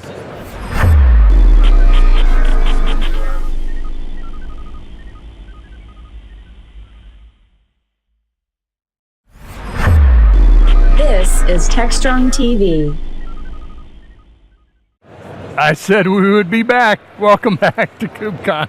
I missed my cue here. So it's late in the day. We're all having fun. Welcome back to KubeCon 2022 here in Detroit, Motor City, Detroit City. We're having a great time talking about security, Kubernetes, cloud native, all kinds of good stuff. I have the great pleasure of being joined by Andrew Martin. Welcome. We had a chance to meet earlier today. That was fantastic. And I knew about your book and said, hey, well, we need to come over and let's chat about the book. There you go. Get the money shot in here. Get the book. So first of all, tell us about yourself and tell us about Control Plane, your company. Thank you very much for having me here. My name's Andy. I founded Control Plane 5 years ago to focus on cloud native security. We were working with regulated industries, critical national infrastructure in the UK, and we saw cloud native as the future. Of course, microcosm of Linux, deployment models, declarative configuration, but the security properties of Kubernetes took a while to materialize. It was the right decision because, of course, the project gained huge adoption and we see prevalent usage throughout the world. But specifically within highly regulated organizations, that declarative model lends itself so well to static testing before deployment that we could see where the curve was going. And I've been working with Docker and containerization since about 2013. As a result of having the privilege of shipping systems at that kind of time and having the experience of working within regulated industries, we started Control Plane to provide cloud-native consultancy and audits for regulated industries, government, healthcare, financial services, and we're very proud to have just opened up in North America just last week, and we look forward to going into Australasia and opening up next week. Well, business is good for your opening offices. That's a good sign, right? Yeah. You know what's interesting? I'm curious your thoughts on this with kind of declarative environments, things that we're pulling out of repository for configuring code and environments. I would guess now you're in London, a good reason because it's a good world financial center, right? Talk about regulated industry. Does it help? Does that help with your governance and compliance and audit, or it might help, but it's kind of overtaken by other complexities? In terms of our geographic location, it's really useful because there are certain gravity wells for people who are interested in these kind of things. The pandemic has changed that to a large extent, but we have Canary Wharf, which is our financial centre or secondary. We also have the City of London, and we have a preponderance of people who are very interested in solving these problems in and around those areas. So it is useful. I'm very lucky to have colleagues who have worked auditor-facing in the UK as well. The fact that we have our own specific brand of some of those regulations makes things a little bit difficult at times. But in general, we can say there is a standardized way to secure a Kubernetes system with highly classified or sensitive data in, and there are specific deployment topologies for the shades of gray in the middle. So it's super useful to have colleagues and collaborators in that space. It's also an interesting secondary concern that it is a bubble to a large extent. As you say, it's a financial center, the same with New York, the same with California, San Francisco. And so a lot of organizations are still looking to keep up or to open up cloud native or even to start with their cloud journey. So it is useful to catch myself and just remind myself that actually we are at the epicenter of something, or one of the epicenters, and that still making security usable for other organizations is a core part of the journey and the vision of the organization. Interesting. What do you, I'm very fascinated because I've had a foot in the security camp and a foot in the software and cloud camp, and they're different mental models, lanes of thinking. What do you think the greatest misconception for the security population is about Kubernetes and how you secure it? What do they need to know that they probably don't know just because they're not living in Kubernetes day to day? The greatest misconception is a container a security boundary? And we have a whole range of answers here. Ultimately, the view from one of the core teams inside Google in the security team for GKA a few years ago was printing these leaky container stickers with a sad face. Containers are not a security boundary. This is because they're running on a shared kernel, and if there is a vulnerability in the kernel, because the security features like namespaces and C groups and capabilities, the way that LSMs, again, are kernel bound and not namespaced, means that if somebody can escape from a container via a kernel exploit, and we saw this with Dirty Pipe recently, one of my colleagues actually developed a proof of concept, and the talk that I did at KubeCon Valencia includes a demo of routing a kubelet node from within a container. So because of that shared kernel, we get the benefit of very fast startup times. We're just starting a process on a running kernel. We don't have to emulate the BIOS. We don't have to do this physical device emulation. But we make a compromise in terms of our bin packing, but also our security.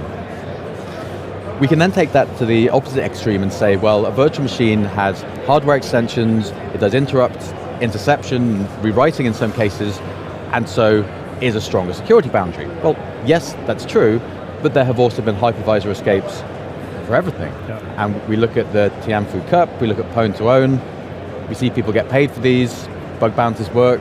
It's wonderful that this is how we developed as an industry. So this intermediate space where we now see micro VMs like Firecracker, which is actually a QEMU-based actual VM, or gvisor, which is a full Golang-based re-implementation of the Linux kernel, occupies this kind of middle ground. We can also run Kata containers, I suppose, which is a virtual machine with a container runtime inside. There is a space for any sort of requirement on that spectrum. Kubernetes will support running them all. And then the difficulty becomes our standard cloud misconfiguration. We're less likely to see a CVE popping a shell or rooting a box than we are for somebody to make a fundamental configuration mistake that just opens doors. I was just going to ask about that because with all those variations, they all have their own, make sure you do the following things, right? So you don't have a problem. And still today, configuration mistakes are, if not one of the top 3. We look at OWASP top 10 or whatever, there's always configuration issues up there. So it seems like those options make it more complex itself and thus open to more issues. Absolutely true, and I'm glad that we've segued nicely onto configuration language because I have my Q sticker on. Q is a new form of configuration language that allows us to separate data and schema so that we can model configuration, but also write tests for that configuration. So there is still ongoing efforts. It's not a 1.0, but actually projects like Friska, the secure software factory reference architecture, integrates Q. There are reference examples, and I'm very excited about the potential for audit and policy as code extending out across the entire Kubernetes configuration space. Excellent. Tell us, before we finish up, tell us about the book. Why did you write the book? What craziness prompted you to write a book? Because I know that's a lot of work. It's a labor of love too. Tell us about it. Absolutely. So, well, first of all, I have to thank my dear co-author and friend, Mr. Michael Hassenblass, who helped to guide me through the process. This was the first work of this size that I've authored. He is a prolific author and therefore was able to give me some guidance, including the question, do you really want to do this? Yeah, are you sure? Yeah. I was counseled by various parties to not take my headspace with this, but it's a labor of love, as you say. It's something that I've always wanted to achieve personally, and something that I was so flattered to be given first refusal on. So being given the offer, knowing that I have a lot to say, and I really love writing, flamboyant, nonsensical turns of phrase are one of my favorite things.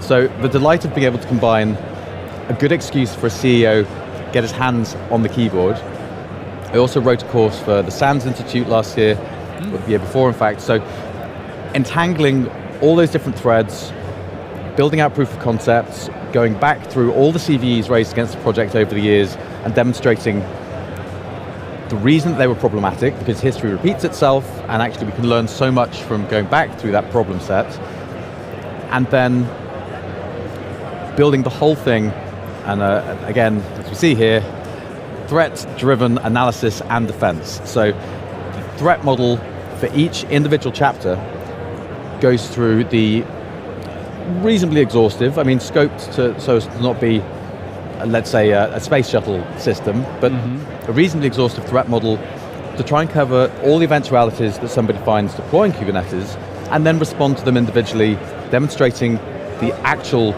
provenance and mechanism of attack. And then once we understand, it's very Sun Tzu style, once we understand the offensive adversarial mindset, how to defend. So yes, tremendous fun. I had the opportunity to write another book shortly afterwards, and wisely took some time for myself. Break, retool, and refresh.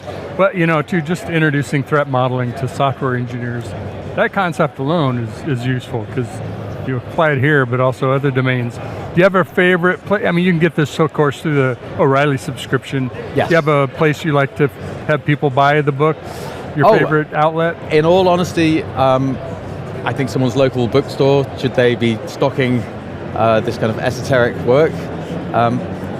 We have the first half available for free, controlplane.io. We sponsor the first half as a PDF, so people don't have to rekey the examples.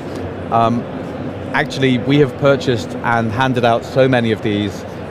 We're very lucky that O'Reilly support us in shipping them to conferences, and I really take a lot of pleasure in writing a personal dedication in each one, understanding how somebody feels about Kubernetes, where it sits in their journey, especially at security conferences, because many people are just beginning, there's some inertia in many cases, or their development team have shipped Kubernetes and they're now trying to backfill their knowledge. So yeah, thank you for asking. Very good, you bet. Well, Andy, thank you very much for stopping by, bringing the book. I think you said that was your last copy. It is the last one. So you're hanging on to it. I'm sure it was in high demand. So folks can find out more about controlplane.com, is that it? We are at .io. .io, I have 50-50 chance. Yeah. But yeah, so .io, check them out. Thanks again for joining. Hey, we'll be right back. We've got some more great guests that we want to introduce you to. Just like Andy, be sure and check out Control Plane and Hacking Kubernetes. We'll see you in a few.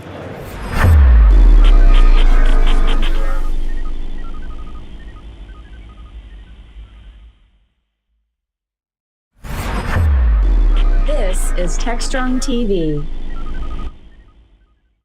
Hey guys, thanks for the throw. We're here with Igor Volovich, who is Vice President of Compliance Assessment for Cumulus, and we're going to be talking about honesty and what is the current state of honesty in the land of cybersecurity as we kind of look at this brave new world where nations are attacking each other and there's just tons of collateral damage everywhere you look. Igor, welcome to the show. I appreciate it, Mike. Thanks for having me. So to the point, we have invested tons in cybersecurity over the years, and everybody has this kind of some sense that they may or may not be secure. They're not entirely sure. But do you feel like we're actually being honest with ourselves, given the not only the increased volume in the attacks, but what appears to be a ratcheting up of the sophistication of the attacks? Well, so multi-part answer for that multi-part question, right? The short answer is no, I don't think we're being honest with ourselves about the security posture, either at the national level, at the organizational level, at the level of individual departments within companies, and in people who participate in these ecosystems. I think as citizens, as digital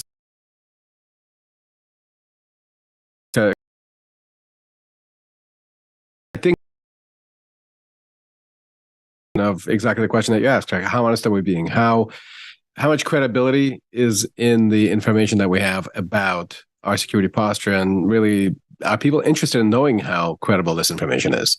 Can you handle the truth? I think is the question that I would ask, right? And there's this idea of plausible deniability, right? If we know about a thing, we have to do something about it, right? So, if you have deniability, you can avoid accountability. At least that's the model that used to exist. People rely on compliance. Well, compliance has some built-in limitations, right? We're always looking in the rear view mirror, not looking at the current state, truly. And compliance is really the closest thing we've had to any kind of a consistent model for measuring security posture. That's sort of been the proxy for it. Except, you're looking at that report, it's as good as dead by the time it's printed, right? By the time it lands on your desk, it's worthless, right? So you're trying to do risk management. You're trying to understand your compliance posture. You're trying to understand your security posture really by using compliance. But traditional kind of legacy compliance has not really been effective at that. And I think that's one of the reasons we haven't really had a good model for understanding what the risk posture is. So we've relied on this kind of an insufficient model of compliance. And that leaves us in this kind of a fog of war. That's basically what we're operating under. I'm having visions now of Jack Nicholson as a CISO, where he's basically telling everybody you can't handle the truth. But are things getting better in this regard? We're seeing more people apply for cybersecurity insurance, and the carriers are getting tougher. So maybe the bar of compliance will get higher as we go along. And is there something to be hopeful in all that?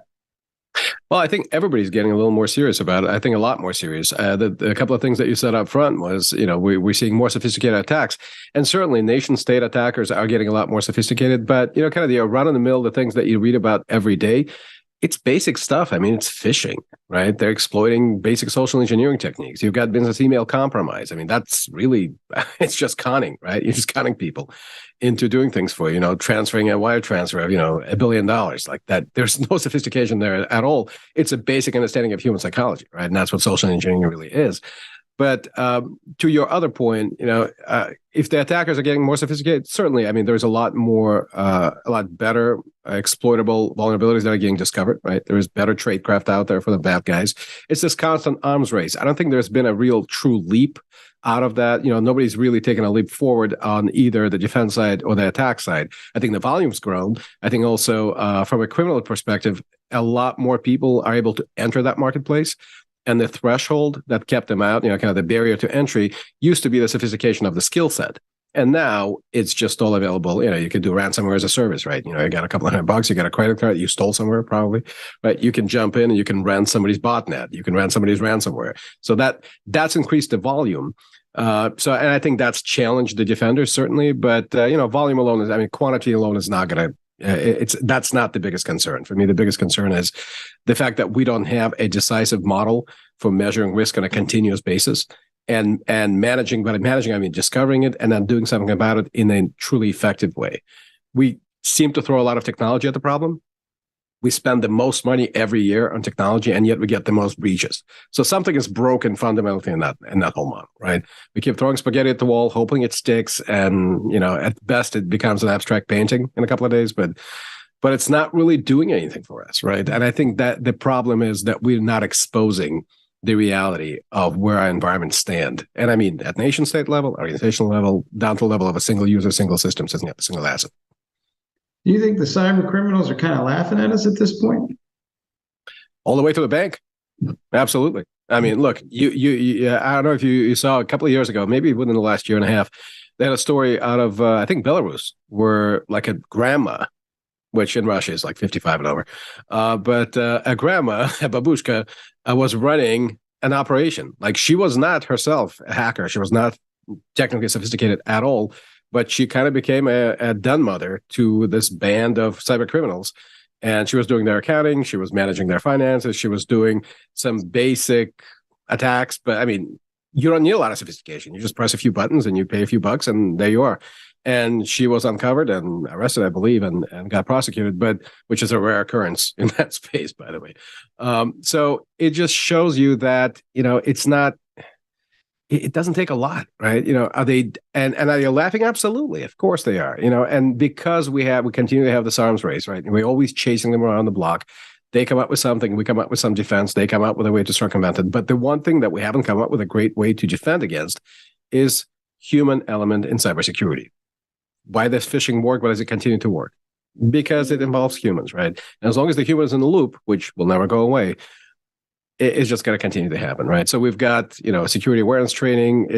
I think we've reached what I've come to call peak awareness. Like there's only so much training you can give to somebody before they start turning off and tuning out, right? We can do these kinds of calls. We can do webinars. We can do training. We can do interactive gamified training, right? Which is kind of the next level where people actually put their hands on something and really try to experience it. So for experiential learning that's really geared towards adults, we've done all that, right? And yet still attacks continue to grow and grow. So I think there has to be something better, right? I think we have to talk about things like cultural change, right? Where it's not just a training you go to and you check a box and you fill it in your compliance report and you say, okay, we've trained X amount of people out of our organization. We all get those emails. We only have 80% penetration. We need 95% minimum to be trained on the latest security awareness training, right? And we check the box and we feel better. But it's really not doing anything. It's just kind of a cover your behind exercise to say that in the eventuality of the breach, which will happen, of course, right? Once that happens, then we get to say, well, but we've done everything possible, right? What you haven't really done is actually try to truly, credibly influence those outcomes in the long run. And the only way to do that is cultural change, right? You actually have to embed security into every function. Security cannot be its own standalone function. Compliance can be its own function, right? Risk management can be its own function. It really needs to be a dimension of every business function. So you need to understand your value chain building. You have to understand your mission. You have to understand what are the critical activities, where the critical assets are, right? Like all the basic stuff that we talk about. But once you've done that, don't wrap security around it. Right. And don't try to use compliance, kind of traditional legacy compliance, just to get some insights, which are all, they're out of date by the time you've collected them. Right. So the real idea is to make all those functions band together. You bind them together, you embed them from the start. And this whole idea of, shift left that we use within DevSecOps, that needs to happen across the entire business. That's not just for security. That's not just for your development community. You shift left with your risk. You shift left with your understanding of your risk, how threat models apply to your business, how you build value in your business, who the customers are. You look inside and you look outside, right? So it has to be this complex, holistic model. And I've said a lot, right? That's a lot because it is a lot, right?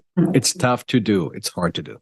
But to your point, if I'm a supply chain executive and I'm building out my digital supply chain, I need to think about the security of that supply chain as I'm building it versus building it and then coming to somebody like you and say, hey, could you maybe secure this thing for me that I constructed without your input?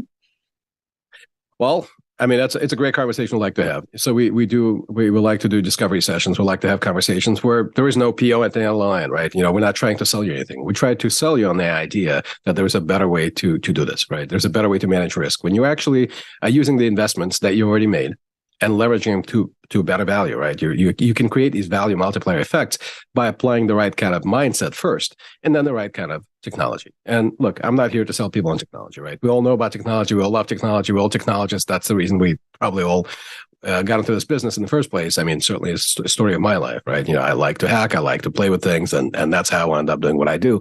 But eventually you come to realize that there is a purpose to all of this, right? We're not here just to tinker with toys. We're not here to get the latest, greatest, shiniest new thing and play with it, right? The idea is to manage business resilience and to ensure better business outcomes, secure business outcomes, and really turning, as we said before, security into a dimension of everything you do, right? So when somebody comes to me and says, look, I need to understand my supply chain risk, it's good that they're saying the word risk, right? They're already thinking about the right thing, right? So the idea is, how do you understand how risk translates to you as either a supplier, a sub-supplier, or as a consumer of these things, right? Now, something I heard recently at a conference, and actually Forrester analyst said it, and I love the way they put it. I used to say secure is your value chain, and then things like supply chain immediately come into it. Forrester said it, secure what you sell. It's a very easy, catchy little way to say it. It's a great slogan. It's a great tagline. Secure what you sell. If you can understand how things move through your environment from a value perspective, it starts to make a lot more sense, right? Then your threat model kind of builds itself. So instead of saying, let's go bottom up from the tech, let's figure out, where does our software come from, where every component comes from. These are very important activities, right? But overall, how does that map to a business activity, right? So kind of get out of, the way we used to say when I mentored at an accelerator, get out of the building, right? You got to get out of your little bubble. You got to go out and talk to people who are in different functions. You're going to learn something else. You're going to learn something new. You're going to figure out how what you do applies to them. So basically, you have to collaborate constantly. You have to have this empathic, true engagement where you are actually learning and not just coming out and imposing, compliance, security, risk management practices, security awareness training, etc. What you're trying to really drive towards is a better experience, whether it's a security experience, compliance experience, risk management experience. And I don't mean just for the people who are doing the work.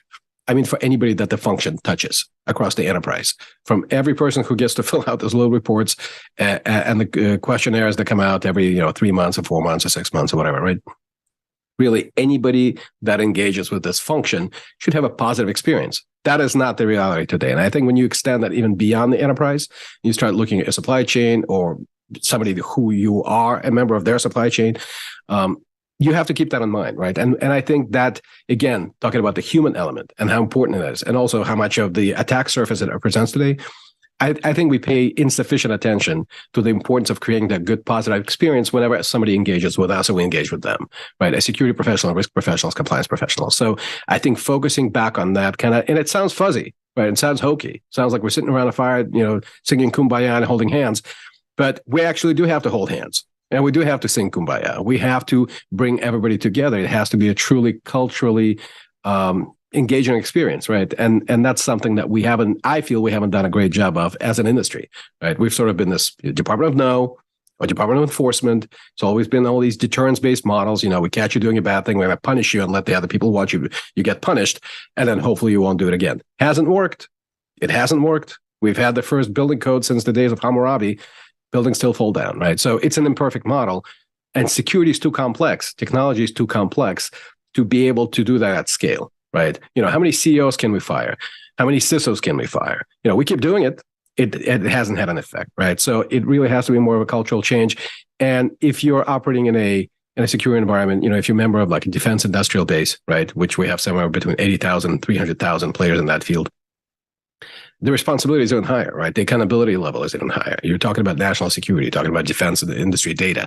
So you have to think about kind of, beyond just, I need to cover myself. I need to make sure that I show a, good compliance. I demonstrate good posture, and then, get to that next snapshot that will take a year from now, 2 years from now, 3 years from now.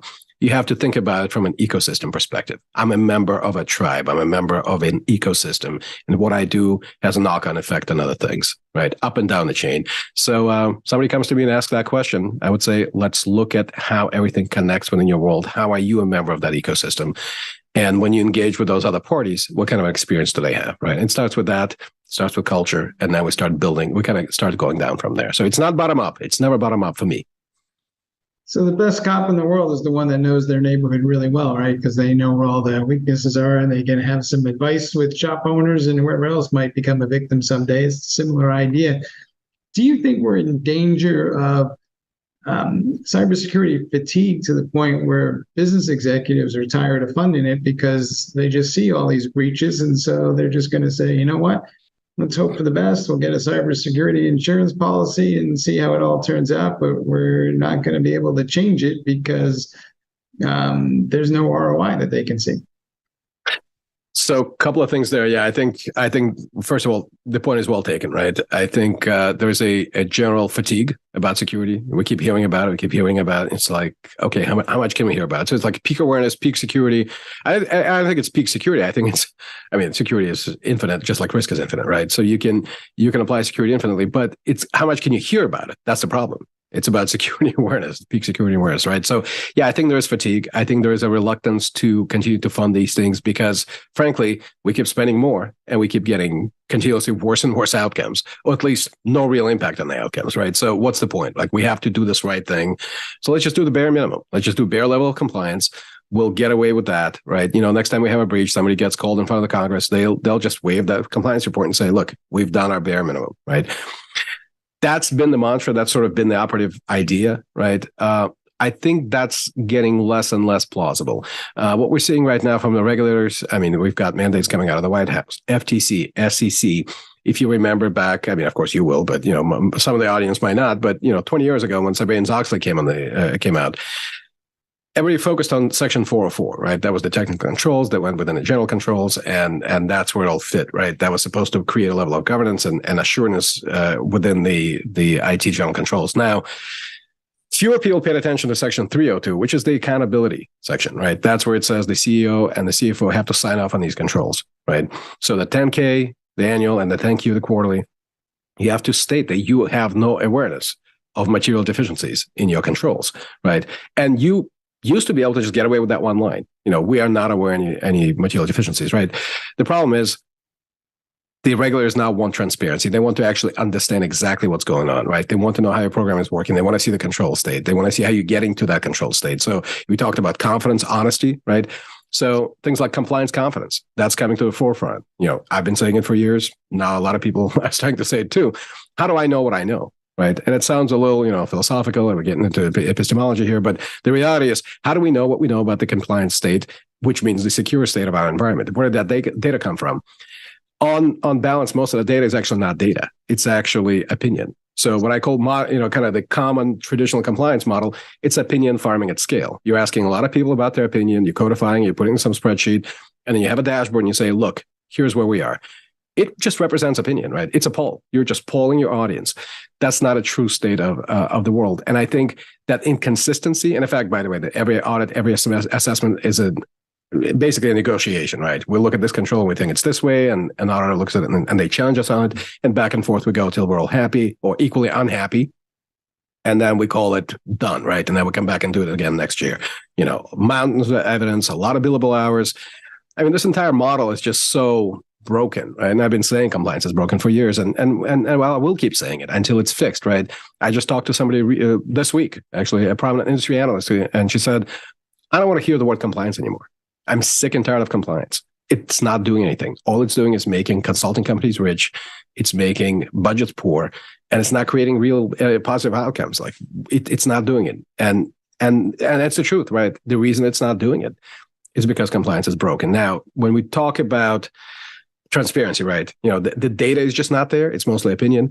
The insurance companies are very keenly aware. If they know anything, they know risk, right? So when they look at this idea, well, we'll just do a bare minimum and then we'll offload the rest of the risk to an insurance policy. Insurance companies don't want any part of that, right? They actually want to know how much risk they're taking on.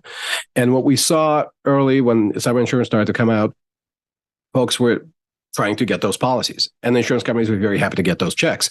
But there were a lot of exclusions in there, and people didn't read far enough into it. And the underwriting process was not all that sophisticated. They'd look and say, well, how far down to a questionnaire could you get? If you could get about half of it, you're fine. We'll write the policy. And they relied on those exclusions because they knew ultimately they were on the hook for very little risk, right? So people kind of had this perception, I'm covered, I'm good to go. It's not binary. You've got to read the fine print. And so when the breaches started to happen, especially ransomware over the last 2 years with the pandemic, people come to find out it barely covers maybe the response services, and not really from a tier one firm either. Like, you're not getting Mandiant. You're getting somebody, right? But you're not getting Mandiant. And so there's $1 million in there. What's that going to cover? Basic forensics. Maybe, you get a few hours of incident response. Maybe you'll get some support.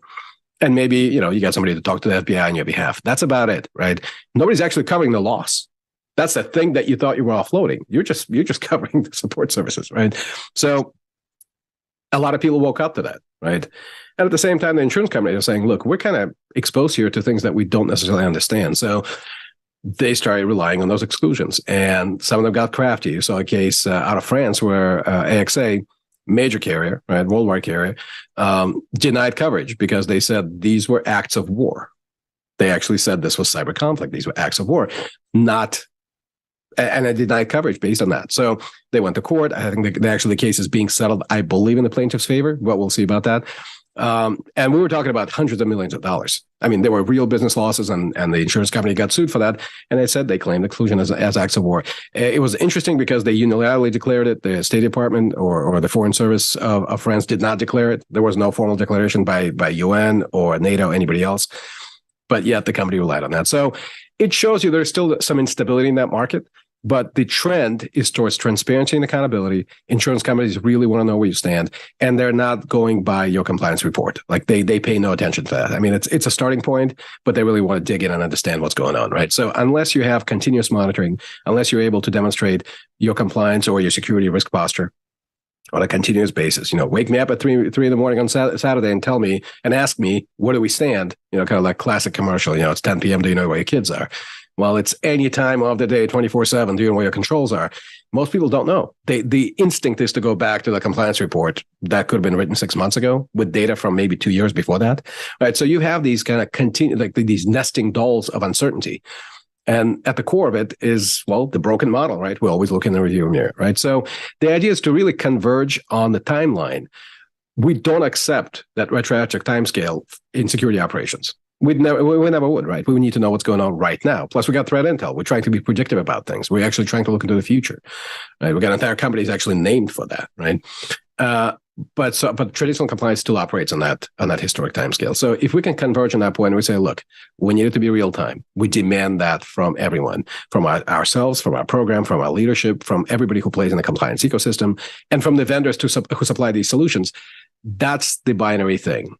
I want this to be real time. Can I get compliance real time? Because then it becomes a true tool of risk management. And that's what we haven't had traditionally in this industry. So I think that's a different way to think about things. I think it enables you to actually go out and become more insurable. I think it increases your trust for your brand. I think it increases your reputation. I think it protects it. And ultimately, everybody wants to have transparency. I mean, you've got regulators like FTC who are swinging that enforcement hammer pretty heavily. And what we're seeing most recently, the ex-CEO of Drizzly, alcohol delivery company, right, got acquired by Uber. They had a breach before they got acquired. He's long gone from Drizzly. They got bought out. He's gone. He now has an FTC consent decree in his own name. The last time they tried to do that was against Mark Zuckerberg when he tried to buy a VR company in his own name. And they said they had an anti-competitive, monopoly issues. So they said, you can buy it, but you go on their decree. He said, no, we'll buy it through Meta. This poor guy now has to live, probably for the next 5 years, with a personal consent order from the FTC, meaning anywhere he goes, by the way, not a CISO, a CEO, anywhere he goes, he has to create a program that's up to snuff, according to the FTC. So they're always in that boardroom with him, creating a security program and managing it basically hand to hand with him. So that's what we're moving towards, I think. And again, the question is, well, how do you demonstrate that you are credibly reporting things that are truly happening? Like, where's the ground truth? How do you define it? And it can be opinion. And I think people are become more and more aware of the fact that most of this stuff is just opinions. Maybe they're expert opinions, but opinions nonetheless. So, I think insurability is a big concern. And if companies continue to treat risk as something they can just offload, it can be just this nebulous thing. You can't just throw it out the window and go, well, just deal with that, right? We just offload that risk. It has to be quantified. And there is no way to do it unless you have true transparency and true understanding of your security and risk posture. All right, folks. Well, you heard it here. Compliance is a little bit of a racket, and you may have suspected that all along, but hey, there's hope, right? Someday things will get better. Igor, thanks for being on the show. Thank you for having me. Thanks, Mike. All right, back to you guys in the studio.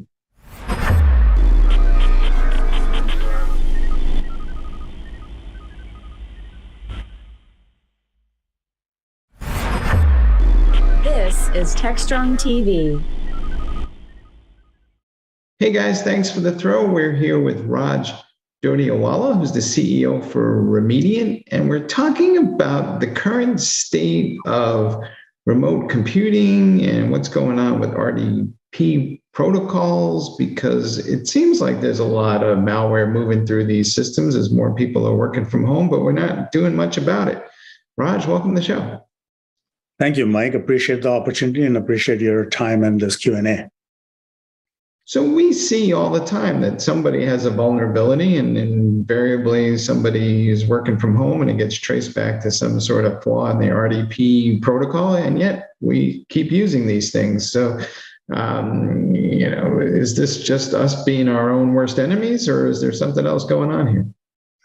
Yeah, I think it's a little bit of that, being our worst own enemy. If you really look at it, there aren't that many options in order to get the job done when you have to connect to a remote system and have the flexibility that you need in order to get your work done, right? There are protocols or applications that are available that provide some narrow set of capabilities, and RDP certainly is one that, besides being durable, has been the one that provides the maximum flexibility, particularly in a Windows environment.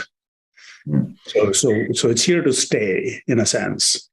All right. So if we can't replace it, then how do we secure it and better manage it? Because clearly there's a problem. So we need to figure out what the remediation effort is going to look like. Yeah, I think there is an element here. We kind of look at it from a speed perspective.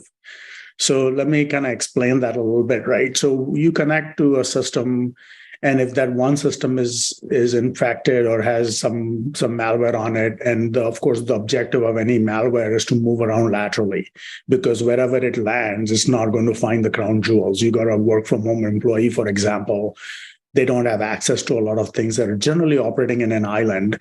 But once they connect, or once something connects them to via RDP or VPN or whatever the case might be, now this thing wants to move around quickly, right? And so, and that's what's kind of lost, that outside of, irrespective of the protocol and its weaknesses, et cetera, whatever that may be, in the end, even under legit circumstances, one infected system, the attacker is going to try to move around laterally quickly. And I think our defense and our protection should think about that element. You know, it's like today we assume credentials are already compromised. How robust or resilient is my organization? Similarly, an endpoint that you're connecting to via RDP, for example, is already compromised. How am I going to protect myself? Right. And then if you start from that, you may think about the problem a little bit differently and figure out how to really solve it much more robustly. It is all about protecting access in our sort of the way that we look at it. Can we track the behavior of the malware as it's moving around laterally? Because that is something of an anomaly in itself. So are there signals to look for? There are. I mean, again, this is where a lot of the network perimeter security as well as endpoint security does pretty well, right? But in the end, it is defense in depth. And what I mean by that, I know that's kind of oftentimes overused word. You know, I want to protect my perimeter, the network. Then if something gets to the network, I want to make sure that I'm protecting my endpoint. And this is where a lot of endpoint technologies come, and best practices policies come into play. And then the third leg of the stool, which I'm kind of trending towards zero trust concepts, right? And the third element of that is protecting your identity. Right. So I think, yes. So as the malware moves around, this sort of defend-in depth infrastructure is looking at all of these different points of presence, if you will, and trying to discover the malware, try to figure out how to protect against it, et cetera. Right. But again, because it is defense, it is always going to be one step behind, right? A new strain comes in or some oddball vulnerability exists that is being exploited. None of these elements are going to catch it. And that's really the reason why we see the number of attacks and the successful attacks out there that we read about every day. So will this movement towards zero trust solve that issue? We've been talking about it for a while. It's not clear to me that a lot of people even understand what the term is. Everybody kind of hears it and nods their head, but perhaps they all have different understandings of what that means. So from your perspective, what exactly are we trying to do with zero trust? Yeah, you're exactly right. I mean, this is yet another sort of buzzword that's in vogue today, right? But I do think it has merit, right? I mean, just the fundamental concept of, trust but verify is valid. That's been proven in physical security, lots of other realms as well. So it really should be applicable in a security, and particularly in a cybersecurity environment. So I do think now, of course, the confusion comes in because everybody has their own definition. There are frameworks out there. I know NIST has done some really good work on it, but how many people really examine that? And if they do, they feel like it's overwhelming. Do I have to do all of these things in order to get to kind of zero? So it becomes that challenge of how do you get there? How do you get to zero trust? And I think, again, when working with our customers and so on, those that we see have had any kind of success or moving in the right direction, if you will, is because they've sort of done it in layers. Again, go back to what I said previously, that you figure out on the network side and try to implement that zero trust element on the network side. Any protocol, any application API that's trying to, access a system is that can it be protected at the perimeter level, right? You examine, then you kind of divvy the problem up and then prioritize where you feel your greatest weaknesses, bolster that, and then you move around and you continue to kind of do that iteratively, and hopefully you have a very thoughtful, potentially emergent but thoughtful security posture. It feels like this is a bit of a journey, and some of it is just recognizing that certain networking connections shouldn't be happening. But then as we go along and we get further down the path, we start managing things based on identity. But when people hear the word identity, they tend to think about, well, that's a person. But in reality, it seems to me that machines have identity, applications have identity. So do we really appreciate all the nuances around identity management yet? Yeah, I do think that, so you're absolutely right. There are machine identities, human identities, and then there is a second part, kind of an overlay on top of that is, do they have privileged access? So, right, so machine identities can, have certain level of privileges where they can do a lot more on a particular endpoint, like, can stop services, start services, whatever the case might be. Like even some of these vulnerability scanners need service accounts that have privileged access because they need to probe into different corners of the operating system of the running system in order to figure out if there are any vulnerabilities there, application systems, kernel, whatever the case might be. And then the other side on privileged users, I think that's where is the biggest challenge we feel, right? So again, if you think about zero trust, where you say trust but verify, let's assume that that's a basic premise we want to start with. Why is it that today, with hybrid environments, with digital transformation, moving to the cloud, et cetera, we have all these privileged identities on these systems 24/7? Is that necessary? So let me kind of perhaps at the risk of oversimplification. I'm a help desk person. I'm going to be managing somebody's laptop, but my account on that laptop is always there 24/7, whether I'm accessing it today or once a month or once every week, doesn't matter. I'm not, obviously, no help desk person, I hope, is accessing a system every few minutes, right? Mm-hmm. So the idea is on occasional use, we are over provisioning that particular access. We're not protecting that access adequately. And therefore, even if you have strong password, and I go back to my earlier comment where assume credentials are already compromised, no matter how strong they are, how complex they are, et cetera, right? Or if they're not compromised, there are remnants like hashes in memory that you can scrape and masquerade, which is where privilege escalation comes into play. You can masquerade as a super user, and now you can do a lot more things in the environment much more easily, right? So the idea is that if you start thinking in those terms, why is access necessary 24/7? Let me peel back on that. Is there a way to solve that problem? Is there a way to bring that under control? And then, again, this is not easy, and I think we have to think a little differently. And think about it this way, right? Let's kind of take this example further. You say, okay, a help desk person doesn't need 24/7 access on somebody's home computer or some work from home situation. You remove that access. Now people are going to wonder, well, how am I ever going to manage that laptop? Right? First of all, it's isolated, whether you connect by RDP or what. You need some level of privilege, right? So and there are ways to solve that problem, but the thing is, we have to think hard about different environments, remote systems, access through RDP, cloud systems that DevOps are accessing through scripts and what have you that got existing, standing privileges, and the credentials are perhaps embedded in a script or something like that. All of those things we just need to examine and think about how we can do this differently in order to protect our access. And then from there, you can go to endpoint and network, et cetera. Do you think the bad guys are getting better at discovering and finding credentials that have privileged access? And part of our issue is that we're not appreciating how sophisticated they've become. Well, absolutely. I think, look, you look at the MITRE ATT&CK framework and privilege escalation, and because of that, lateral movement is the top attack vector.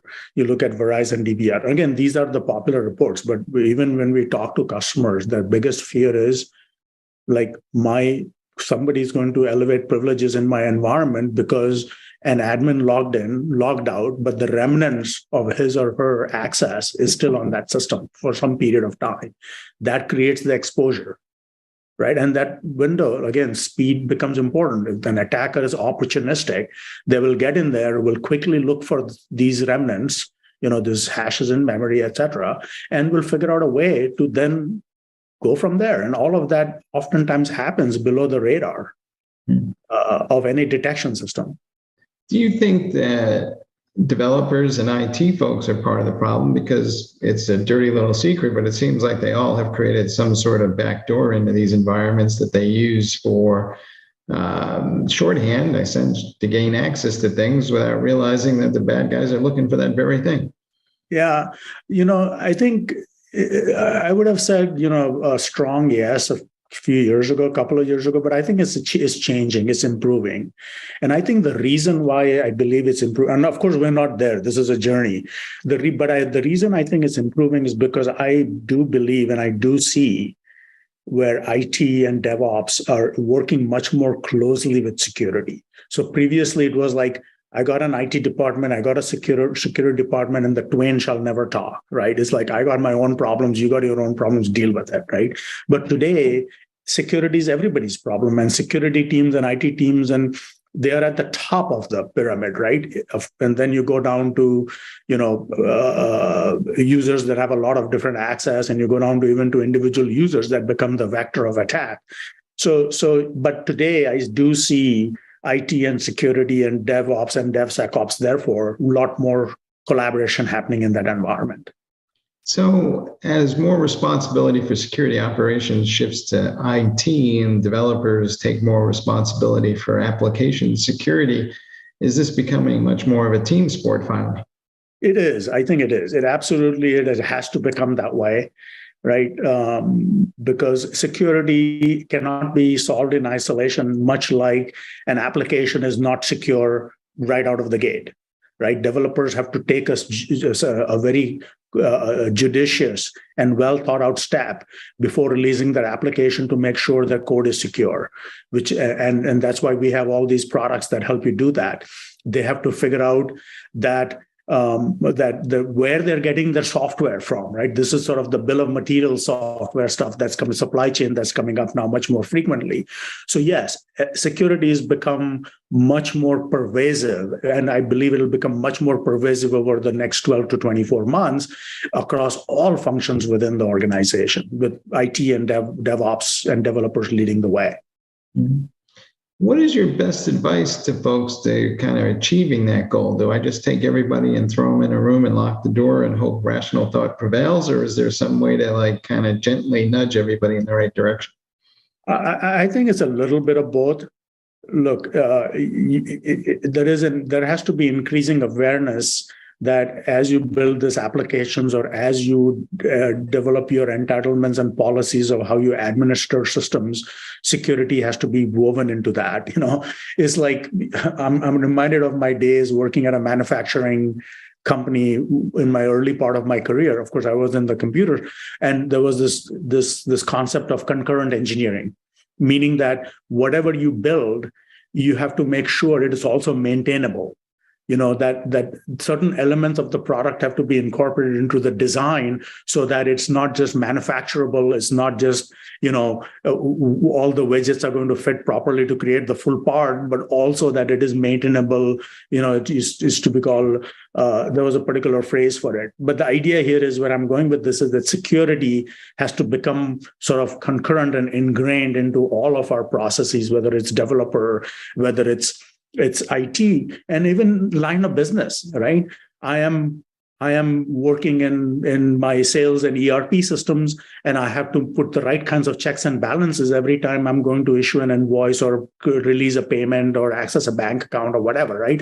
Those are normal business processes that need to inject some level of security. We've been saying MFA, and that's been pretty good. It is so, and I'm bringing up MFA as one way where this is happening much more broadly, right? It is a tool. It's not foolproof, but it is a tool that if you put MFA in part of ERP applications, you put MFA in part of IT administrative access, you do that in the developer environment with access to code repositories and what have you. Now you're building a certain level of resilience in your organization through that, right? But it by itself, it doesn't cut it. But I'm just saying that this is, so I see this sort of security being part and parcel of a variety of developer IT and business processes is going to be the norm. Otherwise, we won't be able to solve our security problems for eons. And it would seem like that's the only way we're going to manage this at scale, because one of the issues that we seem to be having coming full circle here is that there's more endpoints to secure than ever. So if we don't figure out some way to rethink the model, we're never going to get there. And then it's just a matter of time before something is breached. So as you kind of put all that together, do we need to kind of have a big, giant offsite retreat somewhere where an organization just says, hey, this is our new thinking about security to everybody at the same time? Yeah.